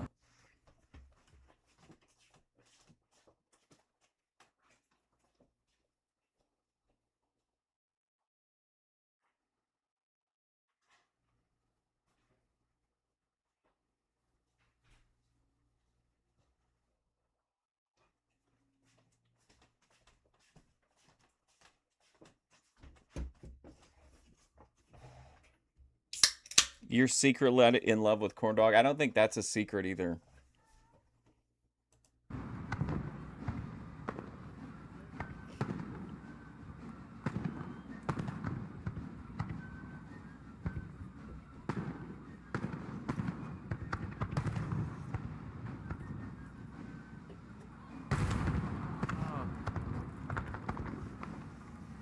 Again, you're looking at a live picture from out on Lake Michigan. The fireworks being fired from just slightly northeast of the War Memorial.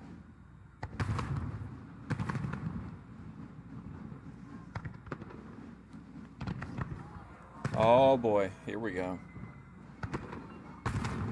Oh, I like those.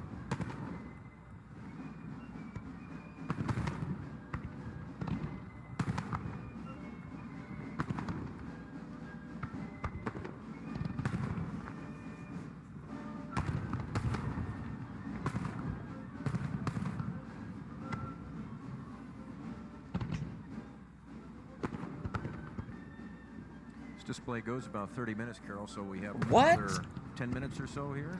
We have seen a lot of what Joe was telling us earlier, the many climaxes throughout the Cicero. evening, but it's been a dazzling show. One of many A climaxes. little bit of everything tonight.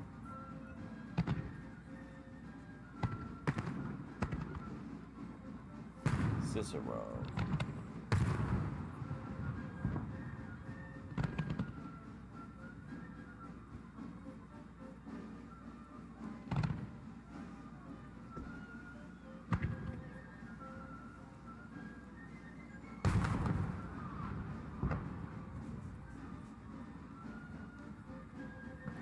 Again, these fireworks had to survive last night's downpour out here and a little bit of light rain again today, so had him well protected for what he Yeah, said. well, there was some concern that some could have gotten wet, but luckily that didn't happen.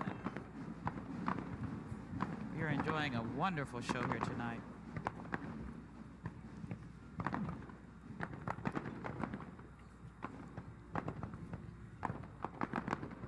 Wow, what a... This is ridiculous. Whoa. A picture of the war zone you just saw. I always like that reflection and seeing the individual down there against the lights of the sky.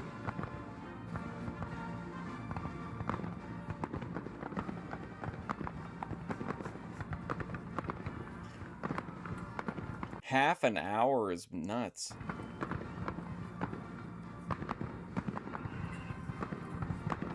Bro, check out the fireworks, bro.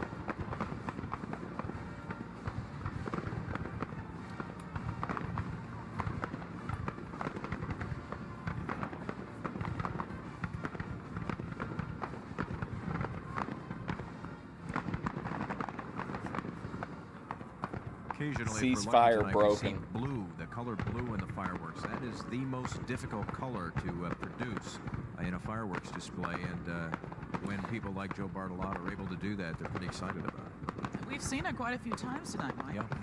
With red and blue. This guy really likes to keep bringing up how difficult it is to do the colors. Come on, pal. We know.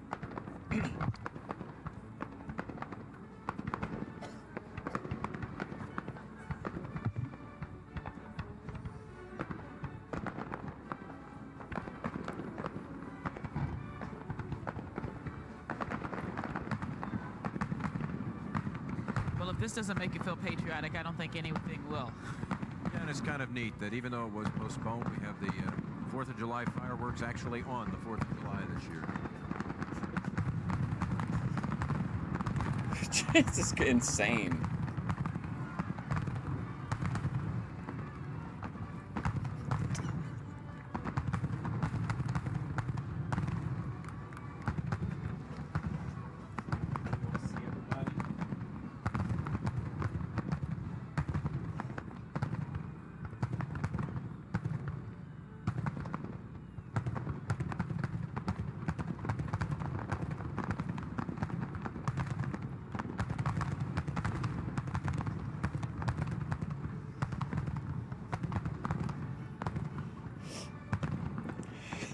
That's what I'm wondering, like, how much does this cost? Because this is literally like a half an hour, and it's been nonstop. It's not like, oh, it's a few fireworks and then a little bit of time passes. Like, it's pretty much constant for 30 minutes.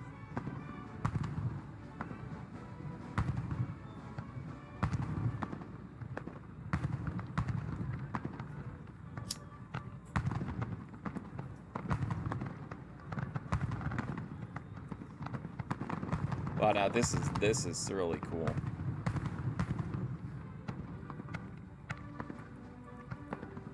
When we get to the finale, we'll all know it. What, 2,500 shells, Carol? About, yeah, 2,200 to 2,500. 22 to 2,500 shells in the finale alone. I had no idea. I just thought it looked kind of kino. Because it was old from the, like, news shit from the 90s.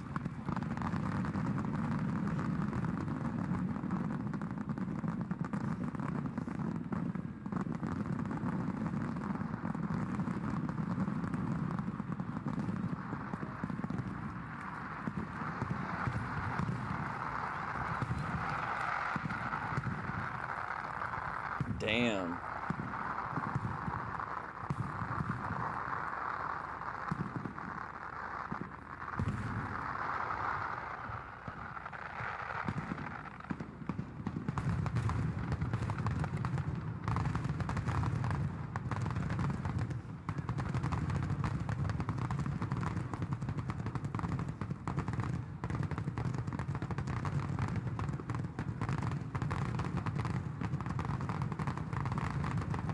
What in the world?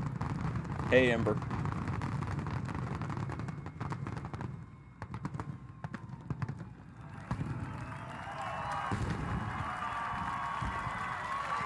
Damn, bro. It's still going? What? Again, he warned us. He said it would seem like it was over, but it's That not wasn't quite even it? That wasn't even the finale? Are you shitting me? Who's paying the bill for this shit? over yet. Crowd is going wild down here. Ember, that was just one of many climaxes tonight. Yeah, I was going to say, they really built it up, and I was like, there's no way it's going to, like, I was honestly thinking, what can they even do that would be that impressive? But, like, half an hour of nonstop fireworks is pretty up there.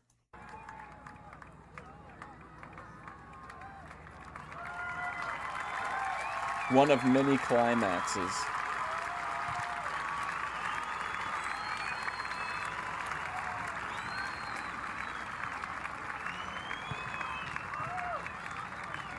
Budweiser.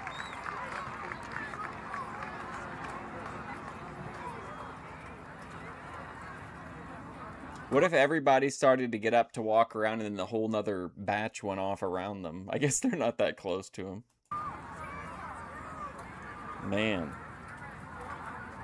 So there we have it. A day late, but definitely not $1 short. But all of the eternal optimists are very lucky that they came down here tonight because this was a fabulous show, a perfect night. Yeah, it ended up being the best time of the entire evening. The rain stopped. It was perfect out there. The weather conditions, no fog, no heavy wind. It was a very nice night out A here. little light rain and a lot of happy people, a lot of applause, oohs and ahs, children and families down here, and it wasn't that crowded, so you're probably thinking, I should have come on down. Yeah, I know. In retrospect, it was a good idea. Let's see if maybe we can get some reaction The night to, before, they had 500,000 people there for it.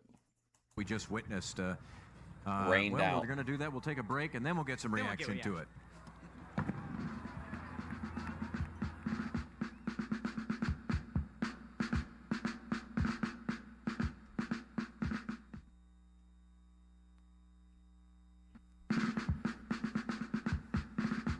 The hair bow. Welcome back to our First Star Fireworks celebration, and I know that all of you enjoyed those as much as we did because they were truly dazzling. We're going to check in and get reaction from everybody who's out here, and our own Darian Ward is down on the Iroquois. Darian, how are folks taking it out there? Oh, we had a great time. Still a smooth ride, I hope. Oh, yeah, very smooth, but we can actually kind of feel some of those fireworks going off. We've got Chad and Jennifer out here, and you're going to tell us which kind of fireworks did you like the best? The big ones. The big, loud, booming ones, huh? Mm-hmm. Is this your first time on the Iroquois? No, second. No? Second time. What'd you think? It's fun. Kind of fun. I saw the hair bow. Boats tipping over. we were all on one side trying to watch it. That's why we were tipping over a little. But you know, we're still dry, so we're okay. What about you? Which ones did you like the most? The big ones, the big booms. The big booms. Which bug attack? Trying to watch. Kind of first time on the big one. Chad and Jennifer out here, and you're gonna tell us which kind of fireworks did you like the best? The big ones.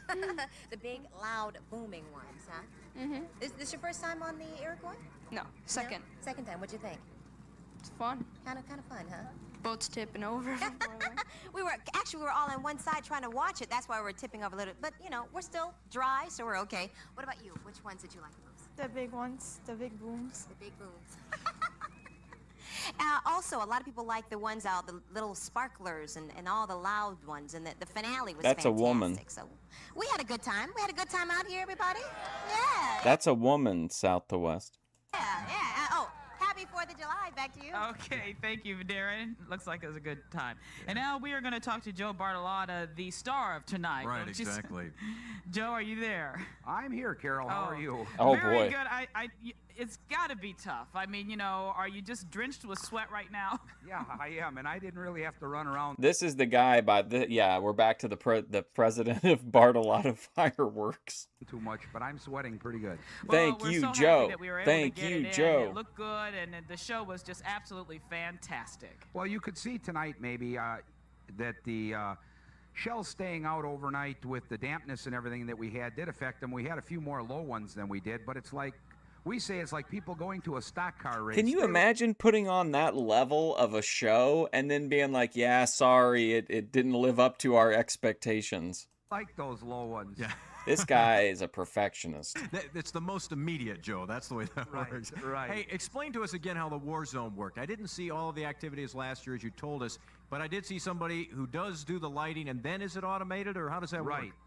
It takes an initial light, and then we have like 5 or 6 shells that are wired together with like a thermal igniter cord is what it's called, and we can get timing between. Oh, thank you, Dave's channel, for the $5. Happy early 4th of July, Fusion Studios. Thank you, Dave. I appreciate that, man. That. So there were 3. I'm ready. I want to get to the liquor store and the dispensary and then get home before all the 4th of July nonsense. Guys down there who were lighting those, and then all they had to do was walk away. Appreciate so it, any Dave. of the low ones that you saw, it wasn't dangerous to us. There was nothing to be loaded. That part, if the crowd likes those low ones, we'll keep putting them in now that we can shoot them this way. Well, actually, we saw the reflection off the lake. It was a very beautiful sight. It lit up everything. True. So we enjoyed them. What do you do? When do you start planning for next year now, Joe? Tomorrow. Are you serious? Yeah. We have a very good relationship with First Star, and I don't think Sandy will go to anybody else for next year. So if she tells me tonight when I see her that let's plan for next year, we'll start planning for it tomorrow. All right, and we'll hope for better weather next year, although another great show this year. Thanks a lot, Joe. Thank you. Thank We're you, going to Joe. take a quick break, and we'll return in just a moment. See, look at all these schmucks. Now they got to go back to their car and sit in traffic.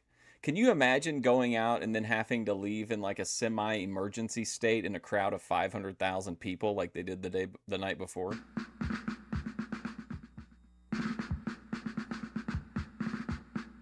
Well, No, they're not illegal here. Well, I don't know if they are illegal or not. It's definitely not enforced. You can have fireworks to a certain degree, but all you have to do is go out to like the outskirts into like an unincorporated territory, and then you could do pretty much whatever you wanted there fireworks wise, as long as you weren't like causing a like fire or something. The good things about coming tonight, the postponed fireworks. Look at traffic. Now, that is not too bad. People are right now leaving the Most lakefront. people And drive those who across came the were border to eternal Missouri. optimists. They saw a great show, and they got good seats. They did. It looks like smooth sailing. Indiana's on the road got home a tonight. Let's go out to Very nice. Tim Watts huge is, fireworks industry as well, though. been watching the fireworks tonight out on the grounds. And Tim, what's your I think reaction? they are actually technically illegal, but it's just not really enforced. They've been fun to watch here tonight, Mike. And in fact, those of us who grew up in Milwaukee tend to take this fireworks display put on by First Star for granted every year. To really appreciate Oh, it, I look, think it's the older brother from the Wonder Years. sometimes they have to come from out of state and even out of the country. Henrietta here came all the way from Bergen, Norway to see tonight's fireworks display. You have fireworks Norwegian, on another synchronicity. the July 1st or January 1st every year, New Year's, but nothing quite like this, right? No, this is absolutely the best. What did you think? Oh, it's real beautiful. Which ones were your favorite, Henrietta? Well, Henrietta? this. The big ones. The big Yeah, ones like the everything big- else. Yeah. Okay. Thank you. The big Welcome. ones. Welcome to the United States and Milwaukee, Wisconsin. Hope you can enjoy this again. Mike, Carol? You know, all of the young people say the big ones are the loud ones, but all we know is we I'm like choking them. on a bug. I already ate a few earlier, so Kind of tasty, actually. makes you feel weird. But we hope that you have enjoyed tonight. We certainly have. It's just been a beautiful night. There you see the crowd leaving, and thanks to everyone Yeah, everybody who was out here. Final reminder, if you want to see this again and watch it in the privacy of your home again, 10 a.m. tomorrow morning, you can watch the 4th of July fireworks on the 5th of July. And we should say thanks here to the crew, too. Yes. Gary Reistack, Jody Jakubiak, everybody who worked hard, the engineers, production people. It's been I long 2 I days saw for it, them. Daninsky. And right now we're going to take one last look at the grand finale, just in case you missed it, and we'll see you back here next year. Bye-bye. After this fireworks replay, we're going to watch one of the most patriotic. I just got a couple more quick things. One of the most patriotic moments, maybe the most patriotic moment from prime time. And then just this really like nostalgic America, like July 4th video that I found.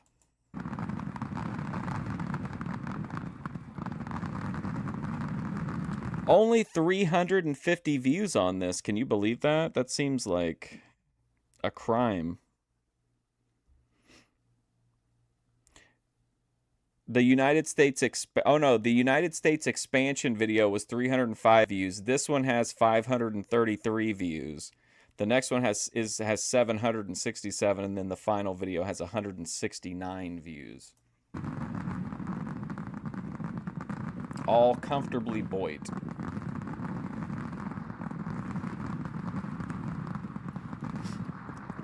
She had a very feminine voice.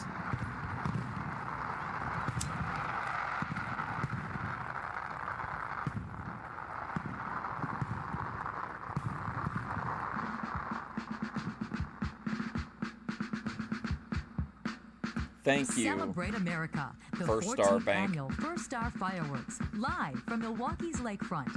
Celebrate America has been brought to you by Warshawski Law Firm, McDonald's, what you want is what you get. Wisconsin Bell. Wisconsin Bell is Ameritech. The Grand Milwaukee Hotel. When your next meeting absolutely positively has to be a success. Grace haircut. Parties. She's Are you Norwegian ready for some too. Real food. Chevy Trucks, the most dependable, longest-lasting trucks on the road. And by Pick and Save. When it comes to price, You we're don't park on the talking low. boat ramp. Do you guys remember when I did that IRL? I think about it constantly. And there was a guy there fishing, and I talked to him, and I kept making him repeat what kind of fish he was looking for, but he had that ridiculous hat on with that, like, 3 times the size of a normal bill. What a nut that guy was.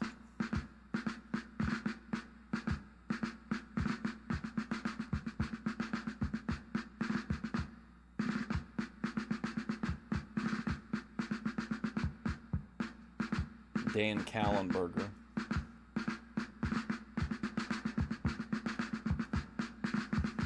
Well, that's how they celebrated it in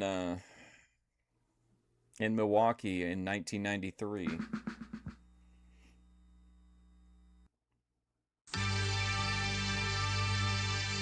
From Primetime, Len Barcelo.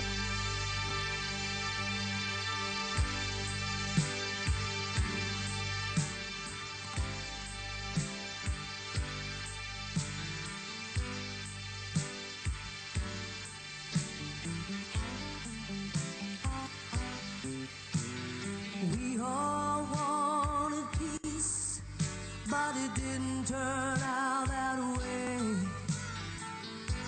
But we're still proud to live in the United States. You can lay your bodies in the street, but what good will it do?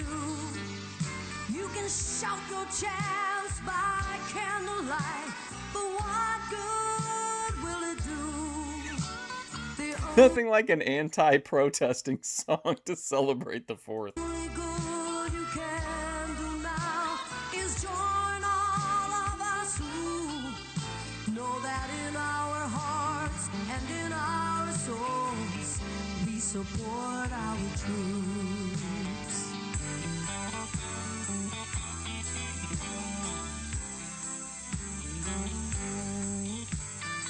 We all want peace, but the chance keeps slipping away.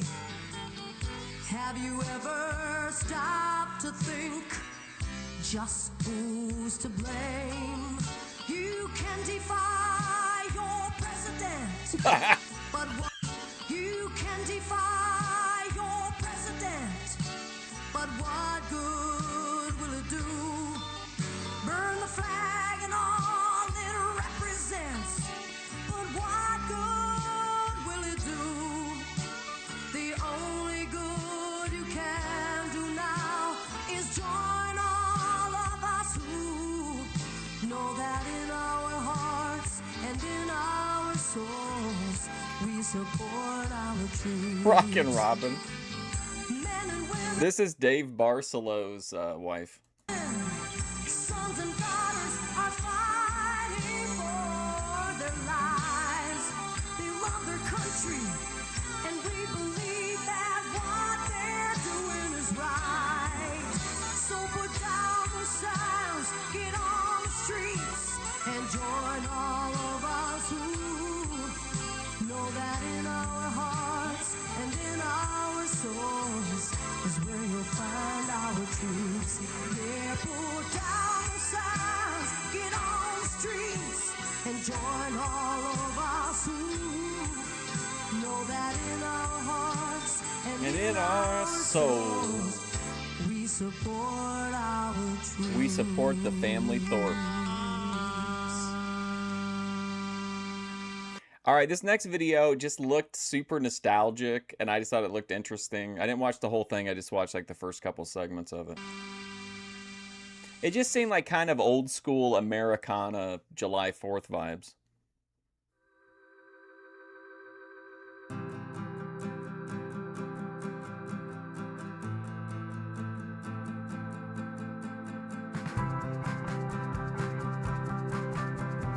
Like with all the retro filters.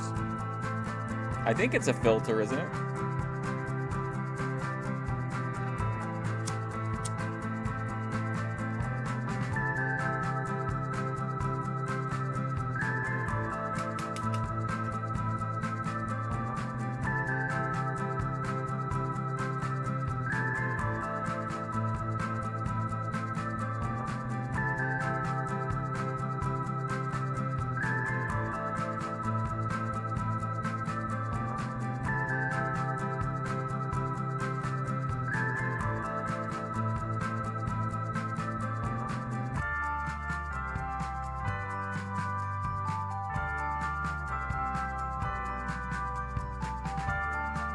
Yeah, it was posted 5 years ago, so this would have been 2021.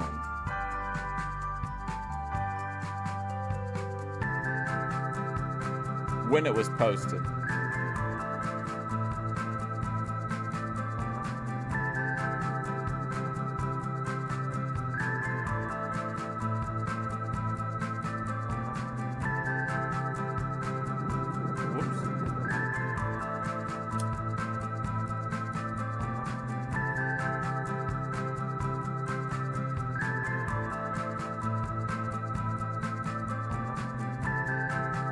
Wonder when it was shot.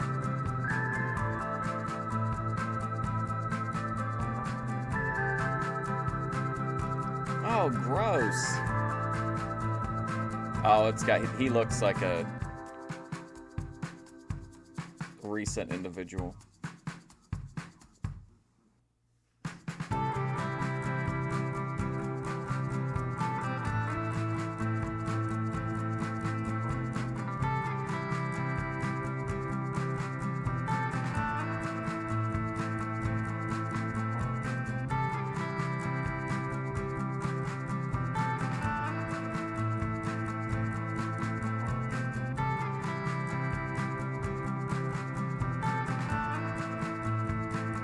Happy 4th of July. Where are they? The Ozarks?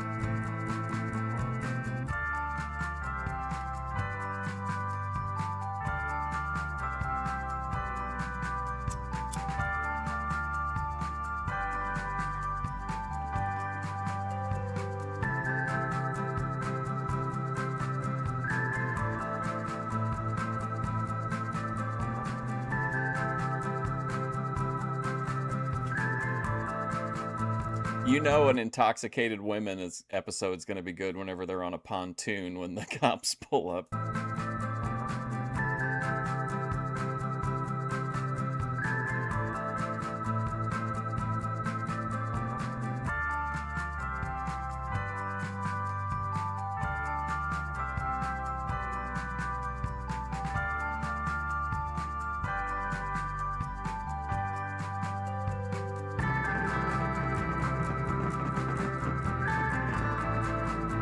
Oh, more fireworks too.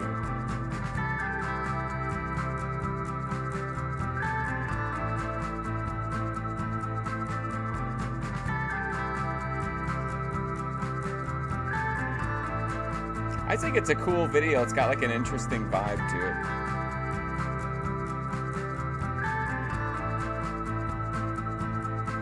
Final breakfast.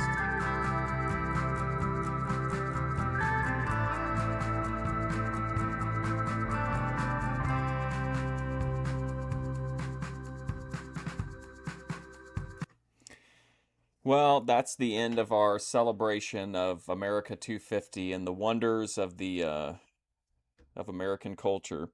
I got a little bit of time left. Do you want to check in on Clarence and the Tan Man? We might have time to maybe check in on one more person before we go. But thank you if you're just here for the patriotic content. Thank you for watching. We're going to watch some Boyd real quick, and I will not be here tomorrow. But I will be back on Monday with Eric McHenry in the morning and then something in the afternoon. Give me a second here.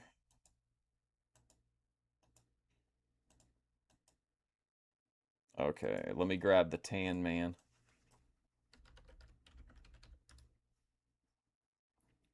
Thank you, Scott. I appreciate that. Yeah, I thought those were pretty interesting videos. Oh boy, he's got the AI, bunch of AI thumbnails. Tan Fest. All right, let's check his lives. Live at lunch. Life is a beach. Oh, here he's at the pickleball court. Here we go. I want to watch this one. Tan After Dark Marathon. Oh, he's not streaming very much anymore.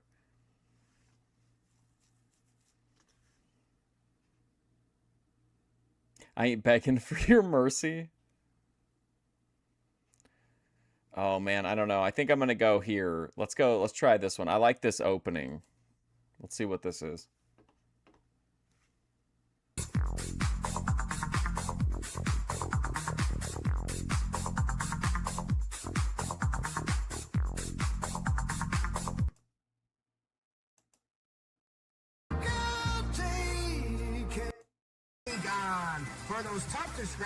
What in the world? Here we go. Nope. Canada, Germany, Vietnam, fans in Zimbabwe, and fans in the United States and New York, Arizona, Chicago, really all over the place. Anything Anyway- he says to me is funny just because his accent, his like voice is so funny. Welcome to Tanland. We thank you for joining us. Welcome to We love Tanland. you all, and we're here I'm down to here on the pickleball court with Michelle Dong. try and make you smile. That's it. I make night party animals. After this stream, we're gonna do an after party, an after dark. Take a little break. Go to Studio B. Start up again with some after dark. Okay, But let's first- skip to the after dark then. Let's do it. Let's go to the after dark. I made the wrong choice. You are here on this. You are not alone.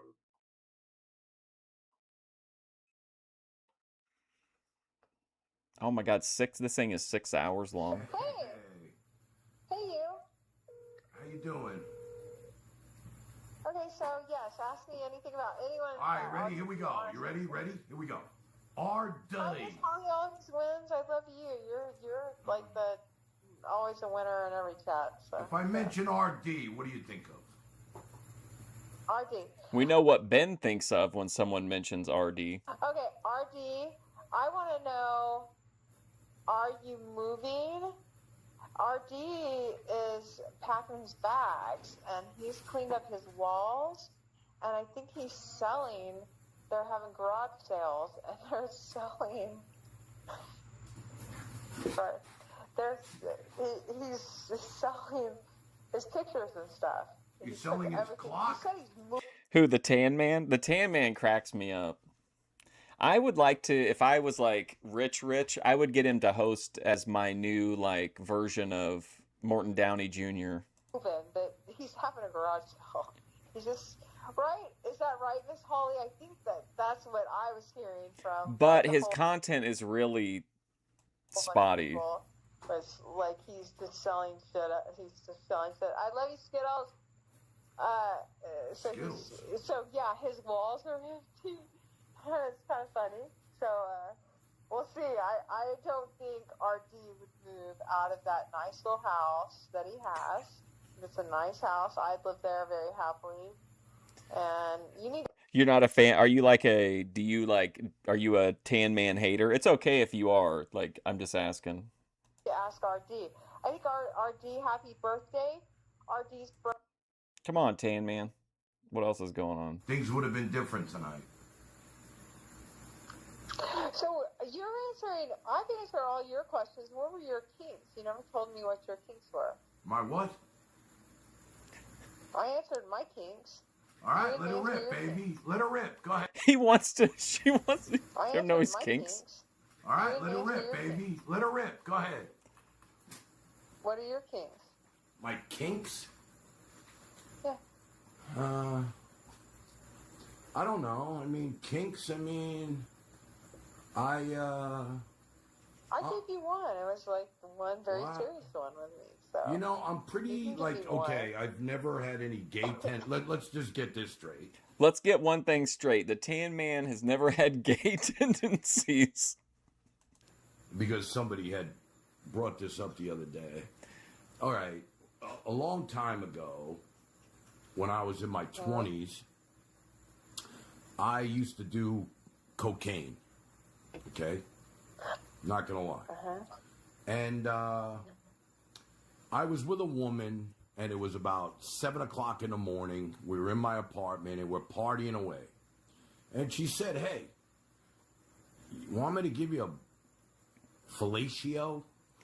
See how Hey, clinical I am? she says to me, she says, you want me to give you a fellatio? I don't want to piss off.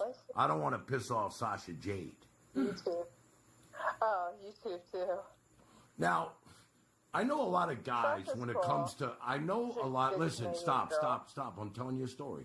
A lot of guys when it comes to cocaine, for some reason, cocaine and me never really got my David Jr. excited. Okay, you understand what I'm saying?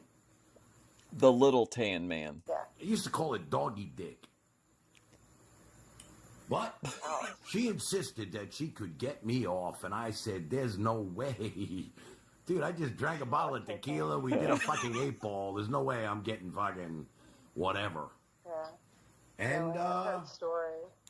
she went down there. She said, great story. And did her thing. I remember she was wearing my sweatpants. She was really beautiful, blonde. Great. And, you know, I didn't really think that it could work. But then something really weird happened unexpectedly. And she had, and this is the only time this has ever happened to me. It's the only time. She stuck her finger in my butt. Whoa, buddy. Whoa. Wow. So in other words, that's what made him, that's what got him over the finish line? This has ever happened to me. And she had, and this is the only time this has ever happened to me. She stuck her finger in my butt. Yo, wow. And I came I came in like 2 seconds. She stuck her finger in my butt. And this is the only time unexpectedly. And she had, what's up, and Vince this is the only McMahon, time CEO this has ever forever. happened to me. She stuck her finger in my butt. And I came I came in like 2 seconds. Yeah, there's a special spot in the butt, and if you press on it when a guy's about to come. Now, you know, it hasn't happened. Well, I can't say that. I've had a few massages where they do the beads and shit. I don't know if you know about that. But How is wait a second. What kind of beads are in these massages if it's tying into a finger up the ass story? other than that, you know, I can't watch two men on TV. Matter of fact, the guy in The Sopranos who was with Vito was my next door neighbor's good friend. Yeah, so his kink is to get fingered while he's on cocaine. And he played the part of that. I think gay- he was just explaining the reason that people were recently saying that he has gay tendencies is because he climaxed quickly from anal stimulation.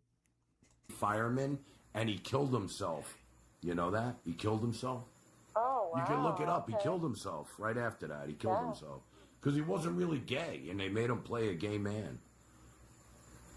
And that made him do that? He wound up killing himself, yep. Wow. Yeah. I wonder how many people in chat. I wonder how many people. How many people in this chat? You know, for a movie, of How many course. guys in this chat have ever gotten a finger up their ass? Wow. By a woman, though. By a beautiful blonde with fake boobs. Because that's what it You was. gotta stick it By my up to process. the middle point of your pointer finger. Moses, hell and no. Press up. And you Milked. get Barry's the gotten G milked. spot, and you love it. Rizzer, no. Hot dog Frank all the time. Damn straight tan man Skittles likes that. Okay, I'm talking to the guys out there. RD, no. RD, listen. Have Miss Holly stick her RD, finger you up your haven't had ass. I'm telling you, bro, you're gonna be You're right, Eric McHenry would never. surprised at what happens It's next. the G spot for a man. Clomper, hard pass. Listen, when you were a beautiful chick and you drank a bottle of tequila and did an 8-ball of coke, Yeah, like his chat is basically saying they're telling him that he's gay, that he just essentially came out of the closet. they can pretty much do anything you want to you. I don't go around like sticking my finger up people's behinds. But, Listen, I don't know, man. know. I was not expecting that, and it was fucking weird as shit. Like I know that it's like it is. What's up, supposed XM? To be good, and there has been men that have asked for that, and you know, just it. Barry likes butt plugs. Plain and simple. T-Ray says hell no. Mr. Russo. All right, ask me some more questions. You know what? Ask me some more questions right after this song, okay? When did you lose your virginity? Oh shit, that's a good one. Oh my Man, God. just imagine out of a random 6.5-hour video, we managed to randomly skip to the story of him getting fingered in the ass and now losing his virginity. The Tan Man always delivers. Holy shit. Good story. You got a minute? All right, let me hit this song for a second. I just got to use the men's room. I'll be right back. I'm going to tell you the story Wait, he's got to go to the men's. Is he going to go jerk one out, remembering? of how I lost my virginity. Tan Man. The Tan Man. Whoops, is he back already? On the floor. Sorry, I went too far. Blah. I thought he was The going to whole be way gone home. for a while. Shit, I went way too far. And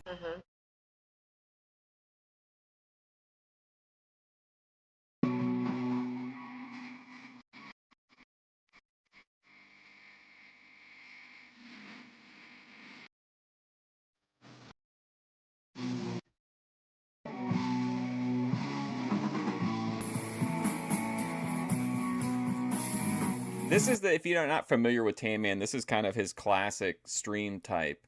He'll come tell some wild story and then he'll like get real excited and start a song and leave for a while.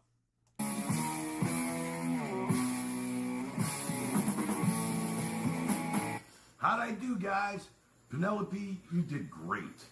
You still with me? Yes, sir. All right, here we go. Ready? Yes, sir. All right, the first time I ever had an orgasm with a woman was in Florida. What? The first time I ever had an orgasm with a woman was in Florida. And I was 16, and we came here to Disney World, and at first we stayed at one of the hotels with the monorail that goes through the hotel, and then that was a couple of nights, and I was with my brother and my parents, and then we moved to like an offshoot hotel off the premises, and they had a game room, and me and my brother were in the game room one night, and I met this beautiful blonde. She was Florida. And She we was hung out, Florida. me and my brother with the girls, and playing air hockey and all that shit, right? Next morning, my brother and my parents go out to the Waffle House for breakfast. This Asked me guy if I does wanted not stink. The Tan Man is great. to go. I said no. Next thing I noticed, the Tan room Man. phone rings, and it's the girl. What are you doing? I said, oh, I'm in bed. She came over. Next thing you know, she came in, got in bed with me, and that was the first time I ever had an orgasm. She rubbed one right out of me, and the first time I ever had that was the first time I ever had an orgasm. She rubbed one right out of me, and right after I popped one out, Synchronicity. all of a sudden I heard the room key, and my parents opened the door, and I'm in bed with this blonde girl, and my all I remember is seeing my brother's eyes light Cart up. girl, like, we might have holy time. shit. And my parents were so cool. They actually shut the door and left. And that was the first time I ever. That's what I do. For my kids. That was really Yes. cool, Rubbed But one it out of actually, him. I had that shit all over my pants and stuff. I didn't even know what it was. I mean, I've had wet dreams and shit in the past, but that was the first time I ever, let one rip, as they say. Wow. Do I like Fusion blondes? Studios brings you nothing but the like highest class content. I actually The Tan prefer Man. brunette Skittles. I got to be honest with you, but it's not about the hair color. It's really the person. I love women. You know what I love about women? Their eyes. That turns me on so much. A woman's eyes just turns me on. The eyes I are a love- window to I the love box. looking into somebody's eyes and seeing their soul. I really do. While he's choking the life out of Yeah, him. I'm telling you, that Right. is, And I've never been much I'm of kidding, a breast Tan Man. I've always been a face ass man, to tell you the truth. Face ass. Like a pretty face and a nice ass, I'm good. But you know what? I've gotten to the age where, you know, it's not about the looks anymore. It's really about what's in the heart and everything, and how people are, and no uncomfortable silence when you're with somebody, or, you know, just the way you guys get along. You can be yourselves, and there's no, you know, no bullshit. You know what I'm saying? You know, you can just be yourself. You can say whatever you want. They'll never get mad at you for whatever you say. You know, it's nice. They know Yeah, there who you you go. are. Said it And too. you would never want to hurt somebody. It's just, you know, you just spitting shit out, you know? Anyway, the virginity part came when Somebody I was, in his chat just said that their magic trick is turning balloon knots into pink socks. I went to sleepaway camp when I was younger. Oh, boy. And there was a girl there. Her name was Debbie. I remember it like it was yesterday. I was in love. And she had the most beautiful friend. Her name was Jill. And, but I should have went with Jill because she was more my size. Debbie was a little shorter. But damn, I was in love with this girl. And one night, and she had a boyfriend. And one night, out of the blue, she showed up at my bunk and got in bed with me. And we didn't have sex or anything. It was just like, oh my God, I couldn't believe she was in the bed with me. And it was like, this is the girl of my dreams at that time. You know what I mean? And so anyway, This person on the phone with him. I got thrown out of camp for some reason. I forgot why. And Some I remember reason. being on the bus, going home to my grandfather picked me up at the bus stop. And, you know, I was listening to Led Zeppelin the whole way home. The leaves are falling all around. Oh, I was Led Zeppelin'd up, right? Anyway, now I'm back in school. I'm back in high school. Blah, blah, blah. And out of the blue, I get a call from her, and she says, listen, my friend's having a party. Why don't you come with some friends? Boom. Me and my friends jumped in our Pink Floyd van, the one we went to all the concerts with, and we showed up at this party. And her and I mean, all I remember is being on the floor and her pulling my pants down and sitting on top of me. And I swear to God, I Nose alignment. lasted maybe 7 seconds. 7 seconds. That's so. That's the Tan Man's virginity story then. And that was it. I lost my virginity to Debbie. And I never saw her again. And you know, I looked her up on Facebook. I'd love to see what she looks like today. He tries to look her up on Facebook. I lasted 7 seconds. Moses, it was over before it began. She put me inside, and I was done. And then from there, I became the Tan Man, The baby. Tan Man. Now, you know, people, they say to me, when I you know, people that I run into or I meet wherever I go, they're like, hey, man, what do you do for a living? I'm like, I'm an adult film star. And they believe me. They're like, really? I'm like, oh, yeah, you never heard of the Tan Man series? Yeah. It's like, you know, I'm famous. You wouldn't recognize me from the waist up, though.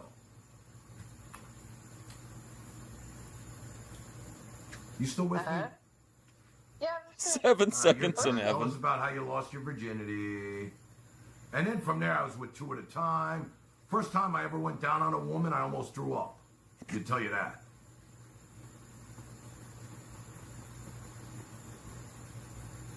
But I tell everybody I'm an adult film star. What about the girl on the cruise boat? I don't think people know the story about the girl on the cruise boat like you. Okay, I'll tell you that. I was invited on the Queen Elizabeth, the biggest ship on the ocean, at QE2, by a friend of mine who did caricatures with people going into the dining room. So when you went in the dining room, my friend did caricatures. And I was his assistant. He took me with him. He could bring somebody with him, and he took me. It was 15 days to South America on the Queen Elizabeth, the biggest ship on the ocean. And I was Leonardo DiCaprio, 100%. They could have made that movie about me, and I swear to you, and this is no lie. I can't believe this is just a random segment. It's pulled out of the stream. What happens is they have 1 deck, 2 deck, 3 deck, 4 deck. I was on 4 deck, where the staff was. We were right by the engine room. Our cabin was so fucking small, and we were right by the engine room. You could hear the engine going. You still hear the sound in my head. Within 2 days, I met the richest girl on the boat. No, I think Randy did. The only issue he had with Tan Man is that Tan Man had gotten into a feud with what's her name, Alyssa Jordana, and she was with her parents. Yes. I'm sorry. I said yes. That's the story. Yeah, and she was with her parents, and she, she was alone, and her parents, and right away I became like her husband. And she was on 1 deck. She had her own room with a balcony over the water, 100%. And I remember standing at the front of that Tan Man to me is a great promo. Now, he got booted out of Boy Madness by Lalo, but it's tough to beat Lalo. I'm the king of the world! Had my arms out and everything. I'm the king of the world! You know, at night we're outside, we're on the front of the boat. I'm like, I'm the king of the world. Let me tell you something. Her father. Let me tell you something. How about that? It's me. Can you believe that? We got a let me tell you something from Tan Man. We're on the front of the boat. I'm like, I'm the king of the world. Let me tell you something. Poppy. Her father. I was drinking Absolute at the time. I used to drink Absolute and cranberry, or just Absolute and lime. Absolute with lime, I think it was. And he said, hey, what are you drinking? I'm like, Absolute. He goes, oh, listen, you need to get used to drinking champagne. Parole officer. And every night you had to wear a tuxedo. And I was practically sitting at the fucking captain's table now. I went from 0 to fucking hero. What? So he's saying he worked his way up from the boiler room to... That should be the name of his book. From the boiler room to the captain's table. In like 2 days. And now I'm sitting with this woman. And she was pretty. She was nice. She was beautiful. And she was loaded. I mean, I would leave my shoes outside our cabin because now I'm sleeping with her. He's basically telling us that he rode on the world's largest ship, and he started off in the boiler room. Now he's in a tuxedo at the captain's table. He's banging broads on the ship. He went from 0 to hero, he said. And, I'd wake up and my shoes would be shined. She had her own valet that would shine the shoes. And, but what happened was, after like day 3 and 4, there was so many... People in the chat are insinuating that his kids are calling him to tell him to stop embarrassing himself on the internet. I'm not saying that's true. That's what they're saying in the chat. Chicks on that boat, I got kind of tired of her. She kept calling my room. Oh, yeah. You know what I mean? Once Tan Man got a hold of her, she just wouldn't leave him alone. It got to be too much. I didn't care about money. She kept calling my room, calling my room, calling my room. And there were other women I was interested on that boat. And, by the end, I mean, I did what I had to do. I mean, I stayed close, Then we got home, and I went to visit her. She lived in Scarsdale. This is like the richest part of Westchester, New York. And I'll never forget, I drove to her house, and I pulled up, and there was a gatehouse, and you had to be announced. It's like, I live in a gated community. She had a private house with a gatehouse, with a fucking... And I went in her house, and it was like, she had like Picassos all over the world, all over the walls, and she was embarrassed about it. It's like she was embarrassed about the wealth and all the money. And it was, it was good. But you know what the truth of the matter is? I'm going to tell you guys the truth, right? My ex-wife and I, from the day I met her, she was the one. Now, I could have married 20 other women that would have been, I'd probably still be married today, honestly. But for some reason,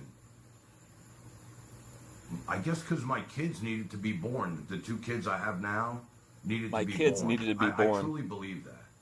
Like, I believe that my 2 kids needed to be born, and that was the progression of, and what happened was, my wife and I dated for 10 years. I'll be right back. We would be together all winter, and then the spring would come, and my friends would call me, and next thing you know, I'm at after hours in New York City partying like a rock star. Studio 54, the Palladium. I went to all those clubs. I mean, you know, I was, you know, and then I'd go to after hours, the Rooftop, and, you know, you walk out and the sun was shining, and you were fucked up. And then I'd come home and my shit would be outside. And then I'd date like 10 other women, and then her and I would get back together, and then I would tell them, hey, I'm getting back with my ex, and I would get back with my ex, and then she was my ex. And even that girl, as much money as she had, I was still in love with my ex-wife. So when I came back from that cruise, the first thing I did was show up at my ex-wife's nail salon. She owned a nail salon with a dozen roses, and I was tan as a motherfucker. I looked like a superstar with my long hair. I had one of these long black coats and everything. I walked in there, I'll never forget it.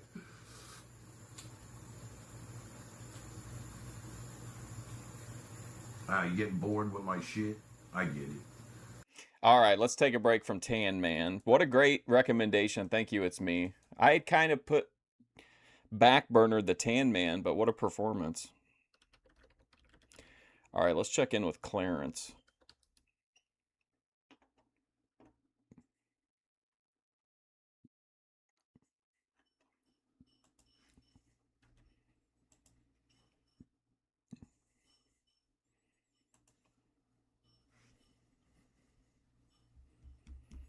Superstar.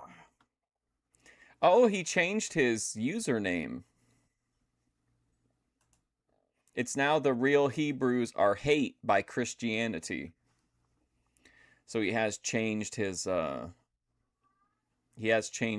header there.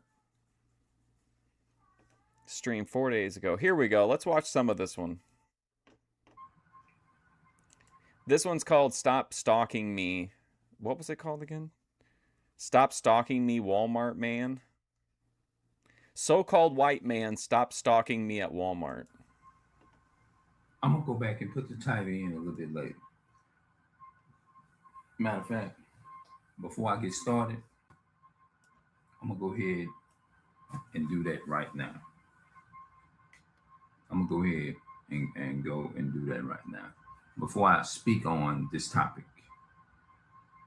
Wow, look at his look how does it look really clear to you guys?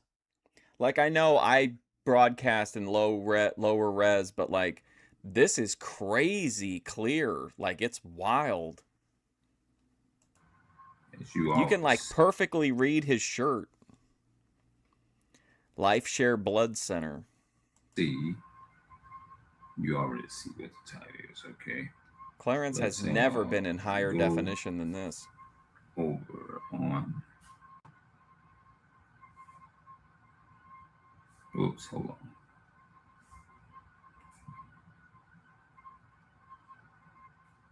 Get this off my chest.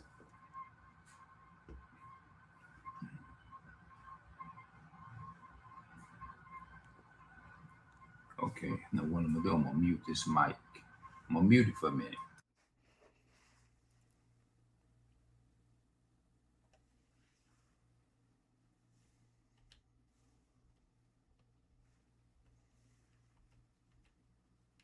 Oh boy, he's got himself muted. I sympathize, Clarence. Let me get it off. Okay, let me get it off of that and just go ahead and put the title in here. That's what I'm doing. Yeah, I like him in this kind of like I call it a bug out room because he's got like, it looks like he's ready to leave like at a second's notice. He's got his luggage packed behind him and there's like nothing in this room. I'm putting the tide in here right now. Yeah. Listen to the ceiling fan. Go ahead and put the tide in here.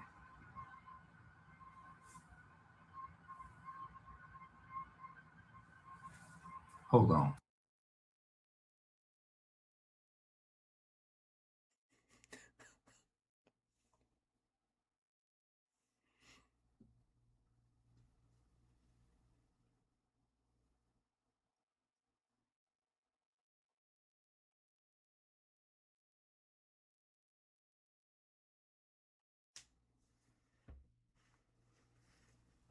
T-shirt bros feasting. Come on, Clarence. Hold on just a second. Oh my God. Hold on, just.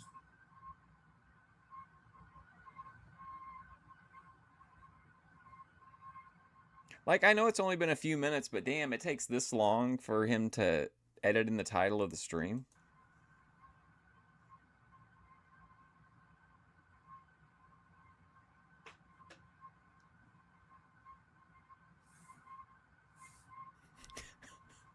This is ridiculous. This is Eric McHenry energy. Starting a live stream and then just doing absolutely nothing for the first 5 minutes of it. All right. I have the title in here now. The video is just gonna be entitled. I'm just asking a request. Asking politely. So-called white man at Walmart. Stop. So-called white man at Walmart. Man at Walmart. Politely. So-called white man at Walmart. Stop following me. Stop harassing me. Yeah. So-called white man, stop stalking me. So-called white man, stop stalking me. In Walmart here in Hampton, yes.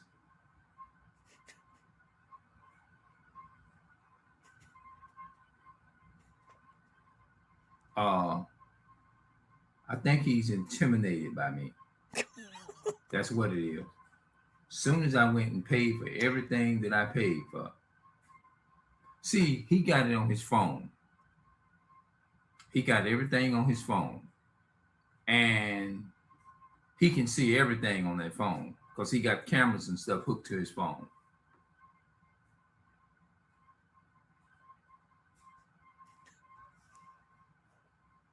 That's a sneaky demon too. What's up, JF? Stalking me, guys. I saw Grace made a post saying that Ruby was in her chat or was somewhere under an alt.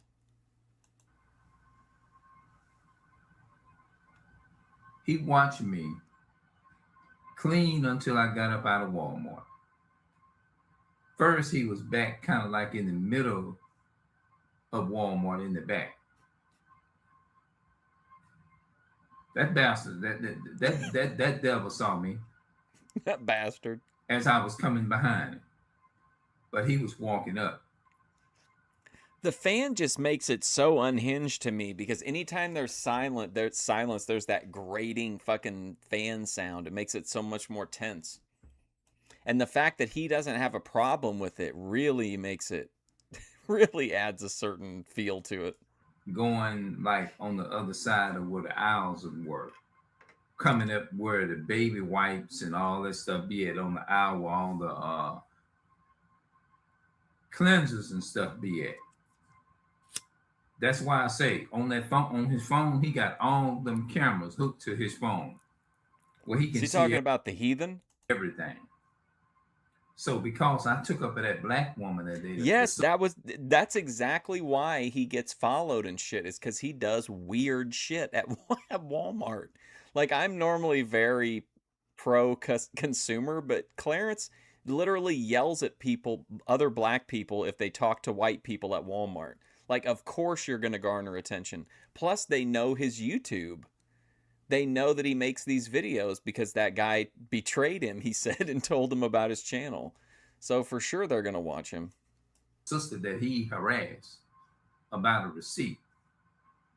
I don't know. I was going to have him interfere in the Bethadone versus Grace match and use that as the DEI money in the bank luggage.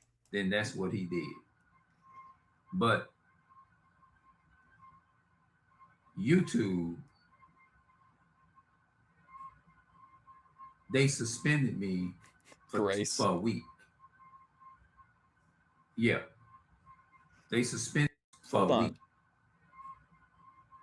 They suspended,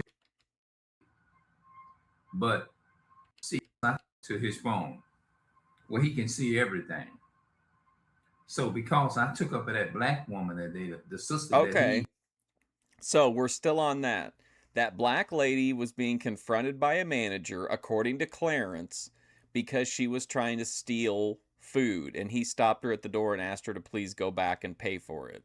And Clarence intervened, and now it's got him on the managerial watch list. He harassed about a receipt. Then that's what he did. But YouTube, they suspended me for a week. YouTube suspended him for a week. So he got a strike, maybe for privacy? I wonder what he got the strike for. That's interesting. Yeah.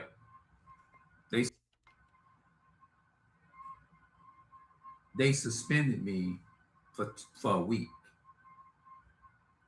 Yeah. They suspended me for a week, put a strike on the channel. Who put a strike on the channel? Yeah, they did that. Who did that, though? He's saying somebody at Walmart put a strike on his channel, and then because that makes sense. You get a lot of those you end up having to, like, you can't live stream or whatever for a week, which would explain maybe a little bit of why he took that little bit of a sabbatical. I can go live now, but I haven't seen this one, Humble King. It's me. But they people can.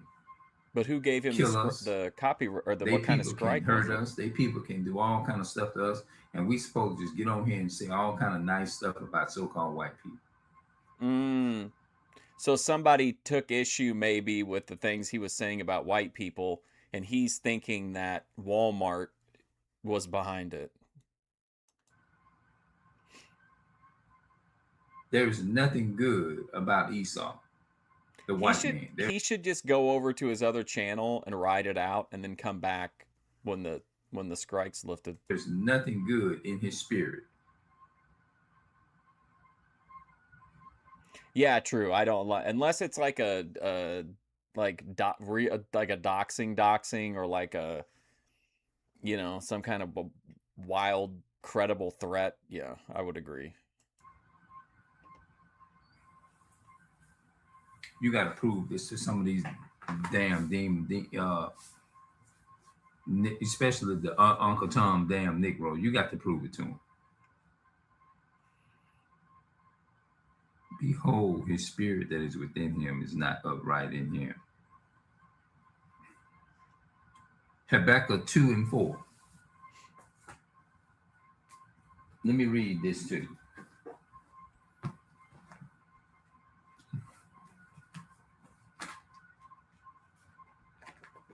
It's one of the minor prophets, one of the last prophets of the Old Testament.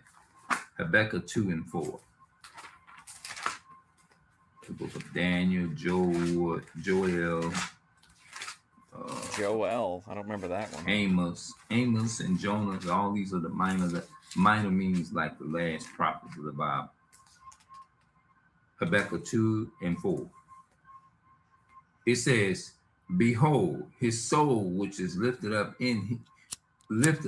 is not upright in him. The Bible is talking about the white man. That's why they got the spirit. That's why I say we're different.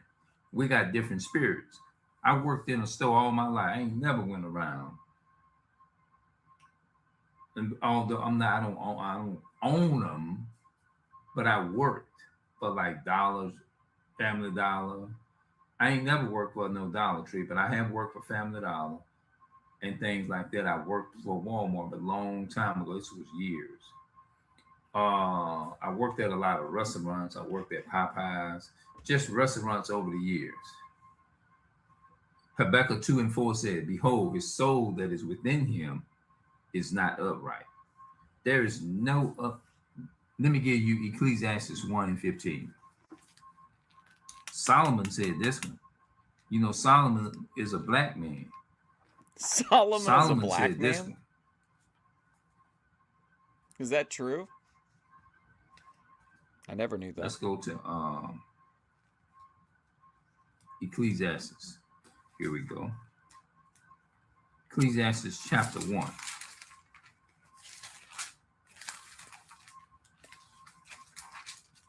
Rusty Rancia. I know I love the Dollar Ecclesiastes chapter 1. Yep. Yep. And verse 15. That which is crooked cannot be made straight, and that which is wanted cannot be numbered. I have that which is crooked cannot be made straight. You can't take something crooked and make it straight. Just like you can't take an animal and make it from an animal to a human. Because animals' DNA gonna always be animal DNA. That's an interesting jump to make. I wasn't really thinking that. It is what it is. You can't change the DNA of whatever that living thing is, or that living life thing is. You can't change the DNA of it.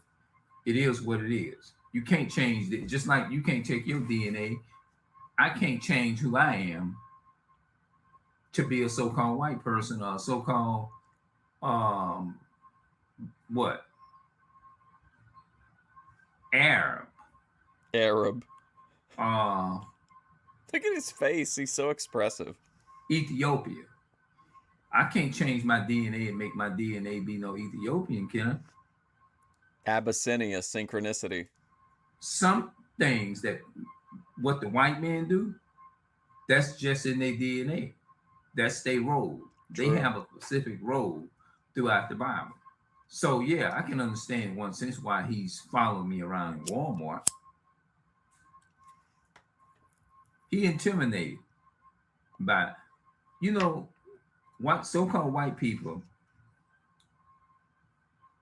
they intimidated by us. Especially when you aware. See, they won't. If you ain't really thinking up here, you become a target. That makes them uncomfortable when a black or Hispanic man, a Native American man, pick up a book and read it. That makes them nervous. What? You would be a threat to him. Like me, I'm considered a threat to him. Clarence is considered an intellectual threat to the so-called white race. Because he thought I was going to be an asshole, sellout Uncle Tom for him. Realm Chat says this guy is just plain dumb as fuck. They want people that are stupid. The so-called, that might be him in here right now, watch. Yeah, it might. I see as you. Oh my God. And this whole thing of him thinking if he's got a viewer that it's the guy from Walmart and it's almost all. This is actually. Who is this? Somebody, we know who this is. Was it a non-Jay maybe that was sitting in his chat? Whoever's watching this, they're part of this chat because I remember them saying so. They were like, yeah, he thought I was the guy from Walmart. You? Yeah, that's probably you. And then talking about, oh, I unsubscribed. No, you didn't. You ain't unsubscribed. Oh, man. He remember that tirade he went on, dropping N-bombs, talking about that guy wasn't never going to unsubscribe from him. From my channel. You get every bit. You probably going to take this video and download it. That's what you're going to do. You're going to take this video and download it. That's exactly what you're going to do. I think it was a non-J. I'm pretty sure. You still subscribe to my channel? Yes, you is. Talking about I unsubscribe. What Caucasian man you know in his mind going? Here we go. What Caucasian man gonna unsubscribe? He went on a slur-filled rant about this last time. Unsubscribe in their mind. You know damn well a Caucasian man ain't gonna unsubscribe what they call us niggers. This is the exact, when was this? This was 4 days ago. I swear to God, last time we watched Clarence, he gave this almost word for word exact same speech. Is he doing okay? That nigga talking too much about my people. Of course, I don't like it. I hate it. I hate them black people and Hispanic people and them Native American people. Anyway, man, you know I'm not going to unsubscribe from that nigga. I just told him that.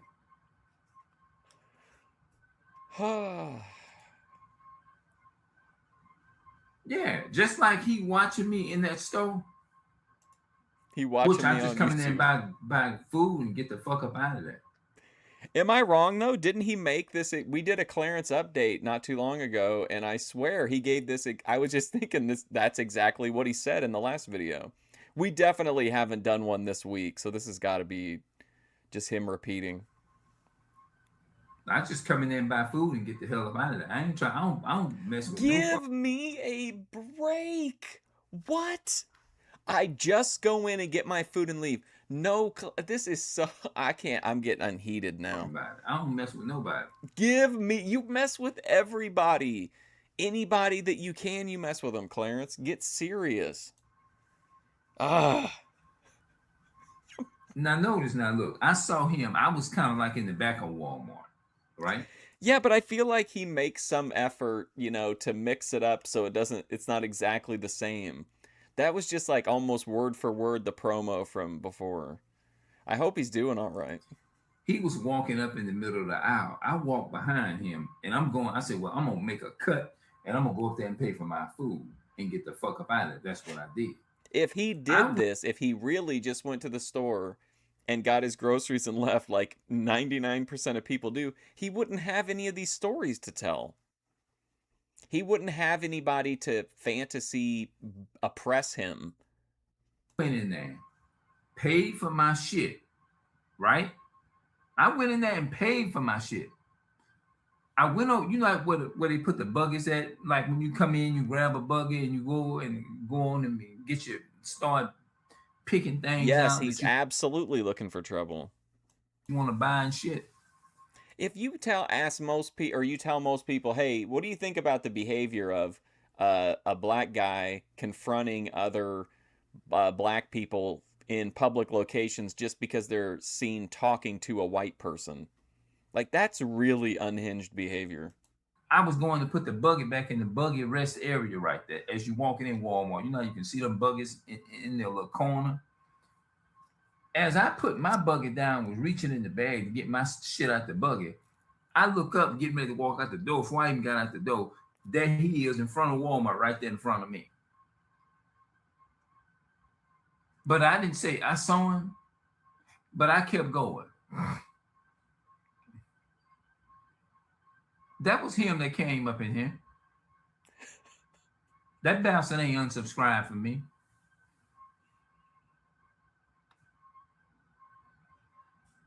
One thing about God's chosen people, you can't pull. Yeah, like that manager at Walmart hates me, but like I just see him every great once in a while. I'm not constantly running into him. White man, nobody. You can't pull the wool over God's chosen people. You can't do that. They can see clean through your ass. That was him sitting up in here. And he probably like, oh shit, let me hear him get up out of here. So what he did, he hit the notification bell. That's what he did.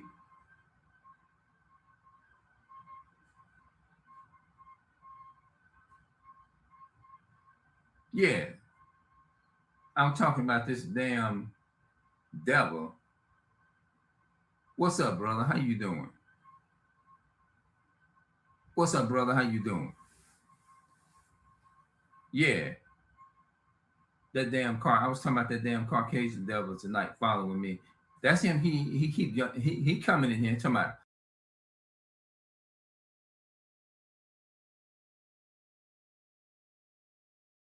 Uh, I'm not your enemy. I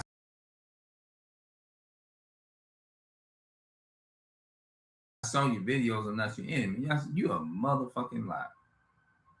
Your enemy. I saw your videos. I'm not your enemy. He coming in here talking about.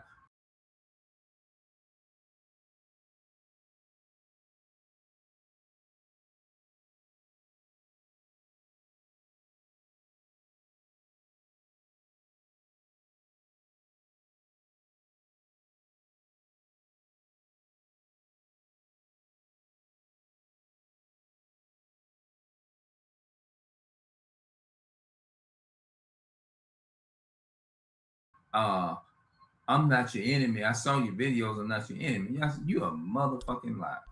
Oops, sorry. I had to sneeze. I saw him in the back of Walmart, and I was getting my shit and get up because I don't fuck with nobody. And I walked up, paid for my. I was just saying, like, he gave his information to the guy at the door thinking that he would like learn from it and shit, and instead he gave it to the boss. And the boss subscribed to Clarence and then approached him at the store and said, "Hey, I watched your videos and I'm not your enemy. I saw what you said about me, but I'm not your enemy." And that like Clarence is enraged now. My food. That's right. Them motherfuckers are sneaky. As I was putting, up in the area where you like where you rest your buggies at, like when you get ready to leave out, you done got your grocery, or you coming in and you get a buggy. Well, as I was putting, because I'm the type, I always like to try to put the buggies back because I be looking out for my people because they be working hard. You know what I'm saying? And I went there and I put the buggy right back where it was. I was trying to do it because I was doing it for my people. You know what I'm saying? Just trying to make sure they was good. Wait, he was, huh? As I was getting my damn bags out the buggy in the front, I'm at the front now. He was returning the buggy to the he was returning the buggy to its location to help out his people. And his ass keep coming in here. That's him. And picking up my bags, leaving out. I look up right there as I was my buggy. Kel, my wife. Going, I ain't paid because I was trying to hear him do what I needed to do and get the fuck up out of there. That's what I was trying to do. Because I'm trying to go home. I ain't trying to get look, man, look. I still don't understand. I know Clarence has a different view, but like if he doesn't like just anybody seeing his videos, he should make them private or unlisted or something. Because most people are going to view that if they subscribe to you, that's going to be a good thing, and that if they watch your videos, it's a good thing. But Clarence is like the opposite. He doesn't want it. He wants to make the content, but doesn't want anyone to watch it. Just like this here. Well, you thought I was the enemy. You think I'm the enemy. I'm not your enemy. You a motherfucking enemy lie. Yeah, and I looked up, and there he was watching me. He got mad because I took up for that black woman, though. That's what it was. Ever since that day, see, one thing about Esau, when you picking up a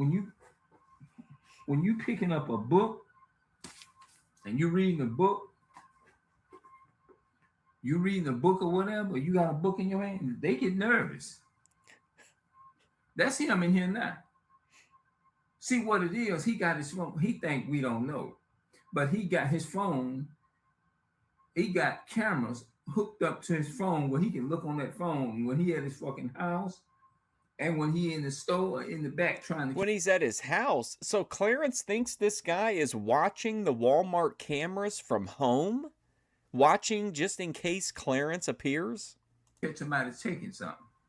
He can look on his phone, got a thing he can tap, look on the phone, he can see everything close up. He watched me on his phone until I got up in the front and rung up my food.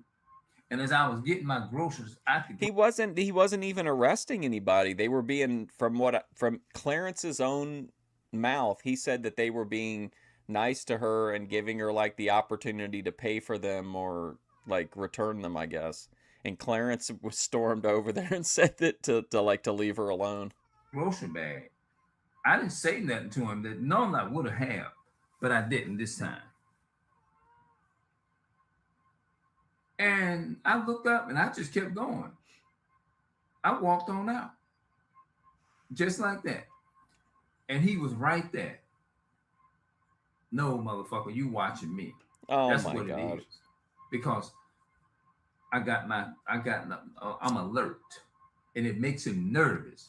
Yeah, you nervous. That's why you're in here.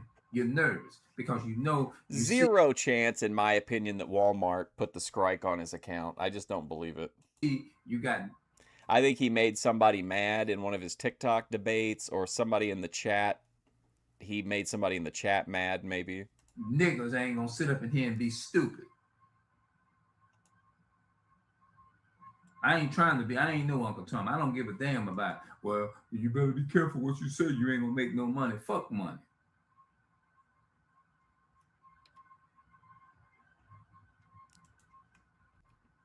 Better be careful what you say. You ain't gonna make no money. Fuck money.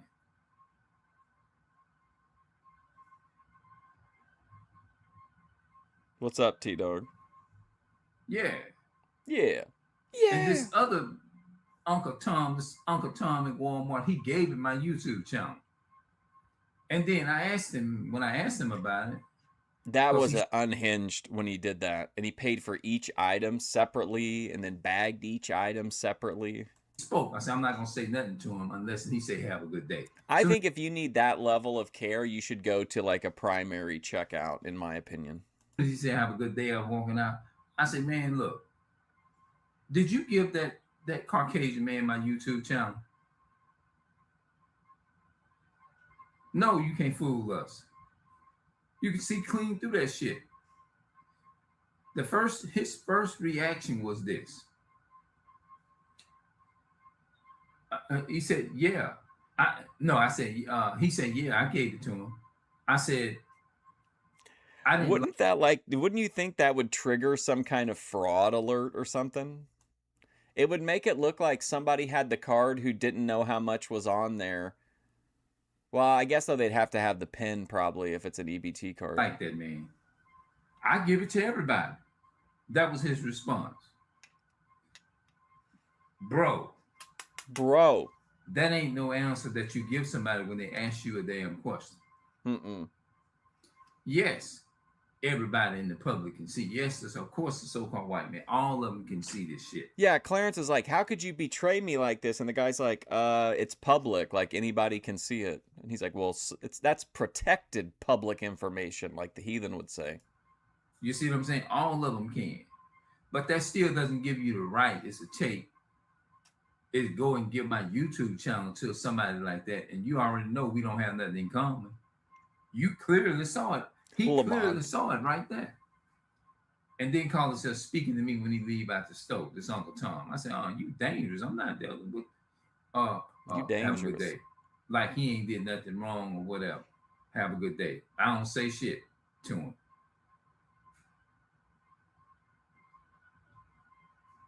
Yeah, they try to sabotage us. You too, bro. They try to sabotage you, bro. Yeah. He's talking to T-Dog, right? And I said, I don't want to be talking to nobody like that. Yeah, he jumped. That's him jumping in and out of here. That's him jumping in and out of here. You can see, I forgot that he always like pre-mouths the comments. Trying to see what I'm going to say.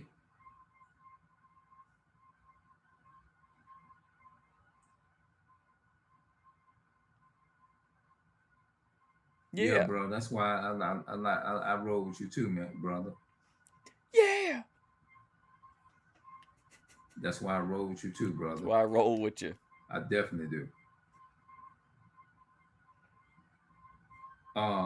Yeah, that's him up in here now. He done, and look, man, when white folks sit up there, when white folks sit up there and say things like, "Oh, I'm not your enemy. I'm not your enemy." Oh, it was an Anjay. That's what I was thinking. Look, let me show you something.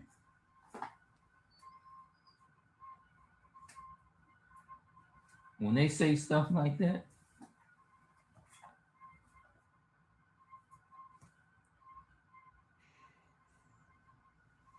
let me yeah, he in here now. That's him now.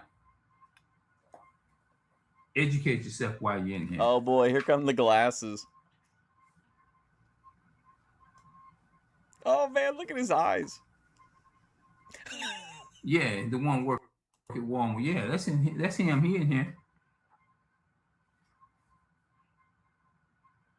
Because that motherfucker, the other one, he gave me my channel.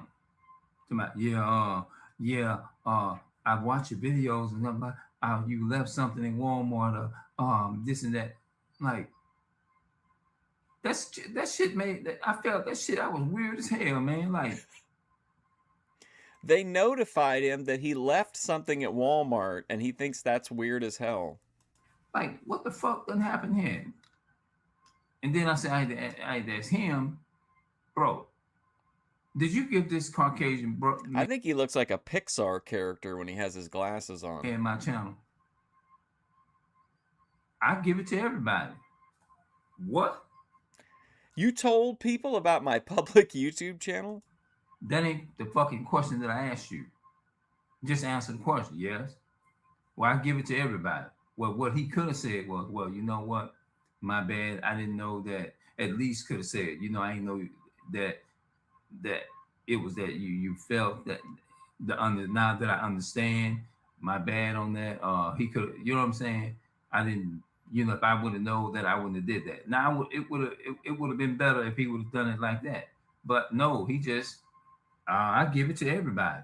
It's like he trying to say, and I understand the argument. Like, well, what you get mad at a so-called Caucasian man? I give it to him when you already in the public's eye anyway. So what you being that's probably you in the public domain, Clarence. Whoops. What he was thinking. But still don't give somebody's information like that. That's the whole point of it. I'm gonna read this first. This is coming from the Apocrypha that the Roman Catholic Church tried to take out the Bible. This is the King James Apocrypha that they don't want you. Apocrypha means hidden books or lost books of the Bible. Here it goes. It says, separate thyself from thy enemies. Like, look at his eyes here. He's like, he kind of has like Muppet qualities. All right. If you want to check out more of this Clarence video, I want to show you a couple real short clips and I got to go. Let me switch to vertical mode. I think these are both vertical. Okay, give me just a second. I want to show you the clip of the Southern Trad for some reason making a joke about this lady's dog getting swept away by a storm.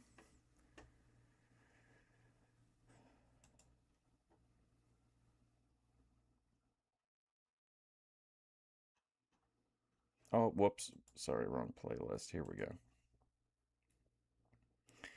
What a character Clarence is, though, for real. Well, where is the video? Where did I put it at? Okay, hang on. Craig and Smokiana.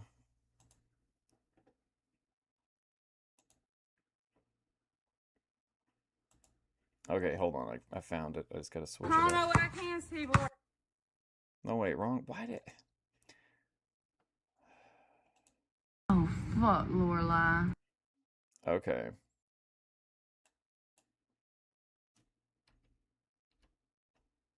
That sucks, man. She said her dog got swept away. Oh, shit. Hang on. How do I... These are, like, tough to wind back. Okay, here we go. Oh, fuck, Lorelai. That sucks, man. She said her dog got swept away. Oh, shit, bro. Gone with the wind, ain't it? Can you believe that? What a thing to say to somebody on your stream that says their dog got swept away in a storm. Oh, fuck, Lorelai. That sucks, What? man. She said her dog got swept away. Oh, shit, bro. Gone with the wind. That's We're not not laughing funny. about you. That's not funny, bro. We talking about some whole shit. We talking about some whole shit. Okay, $100. your chickens too? Damn, Lorelai, you lost the whole farm. You lost your whole farm. Damn, that's good. That's money just blown away, bro. Just It's Craig with just an N, Craig and Smokey Anna. Wrap cap, I think. Fuck. Chickens and the eggs gone. Oh, Lorelai, no, genuine, just kidding. no, for real. We were talking about our dog, bro. Don't even do that. See, because I'm upset about my dog too. Yeah, Lorelai, I am so too, bro. We like crying. to play all day about our problems. You know what I'm saying, Lorelai? We talking. Fuck, I mean, this is just Lorelai. unhinged. Fuck, Lorelai. That sucks, What? man. She said her dog got swept away. Oh shit, bro. Gone with the wind. That's outrageous. All right, let me show you one. Somebody wanted the cart girl. Let's watch a quick cart girl. Allison Beverage Cart. I think they're just friends, but I'm not 100% sure. They seem to be just friends. But like really close friends.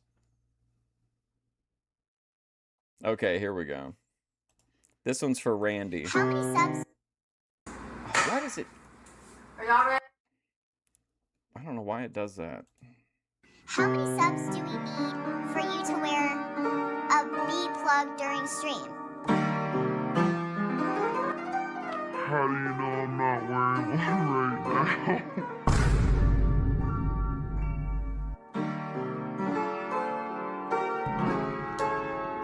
How many subs do we need for you to wear a bee plug during stream? How do you know I'm not wearing one right now? That's when Randy fell in love. All right, I'm going to go. Thank you for celebrating America with me and doing a quick tour of Boyd updates. I appreciate it. I will be back on Monday for Eric McHenry. But again, thank you so much. I do appreciate it. Have a good, if you're in the U.S., for those who celebrate the 4th of July, have fun, but not too much fun. And I'll see you guys on Monday.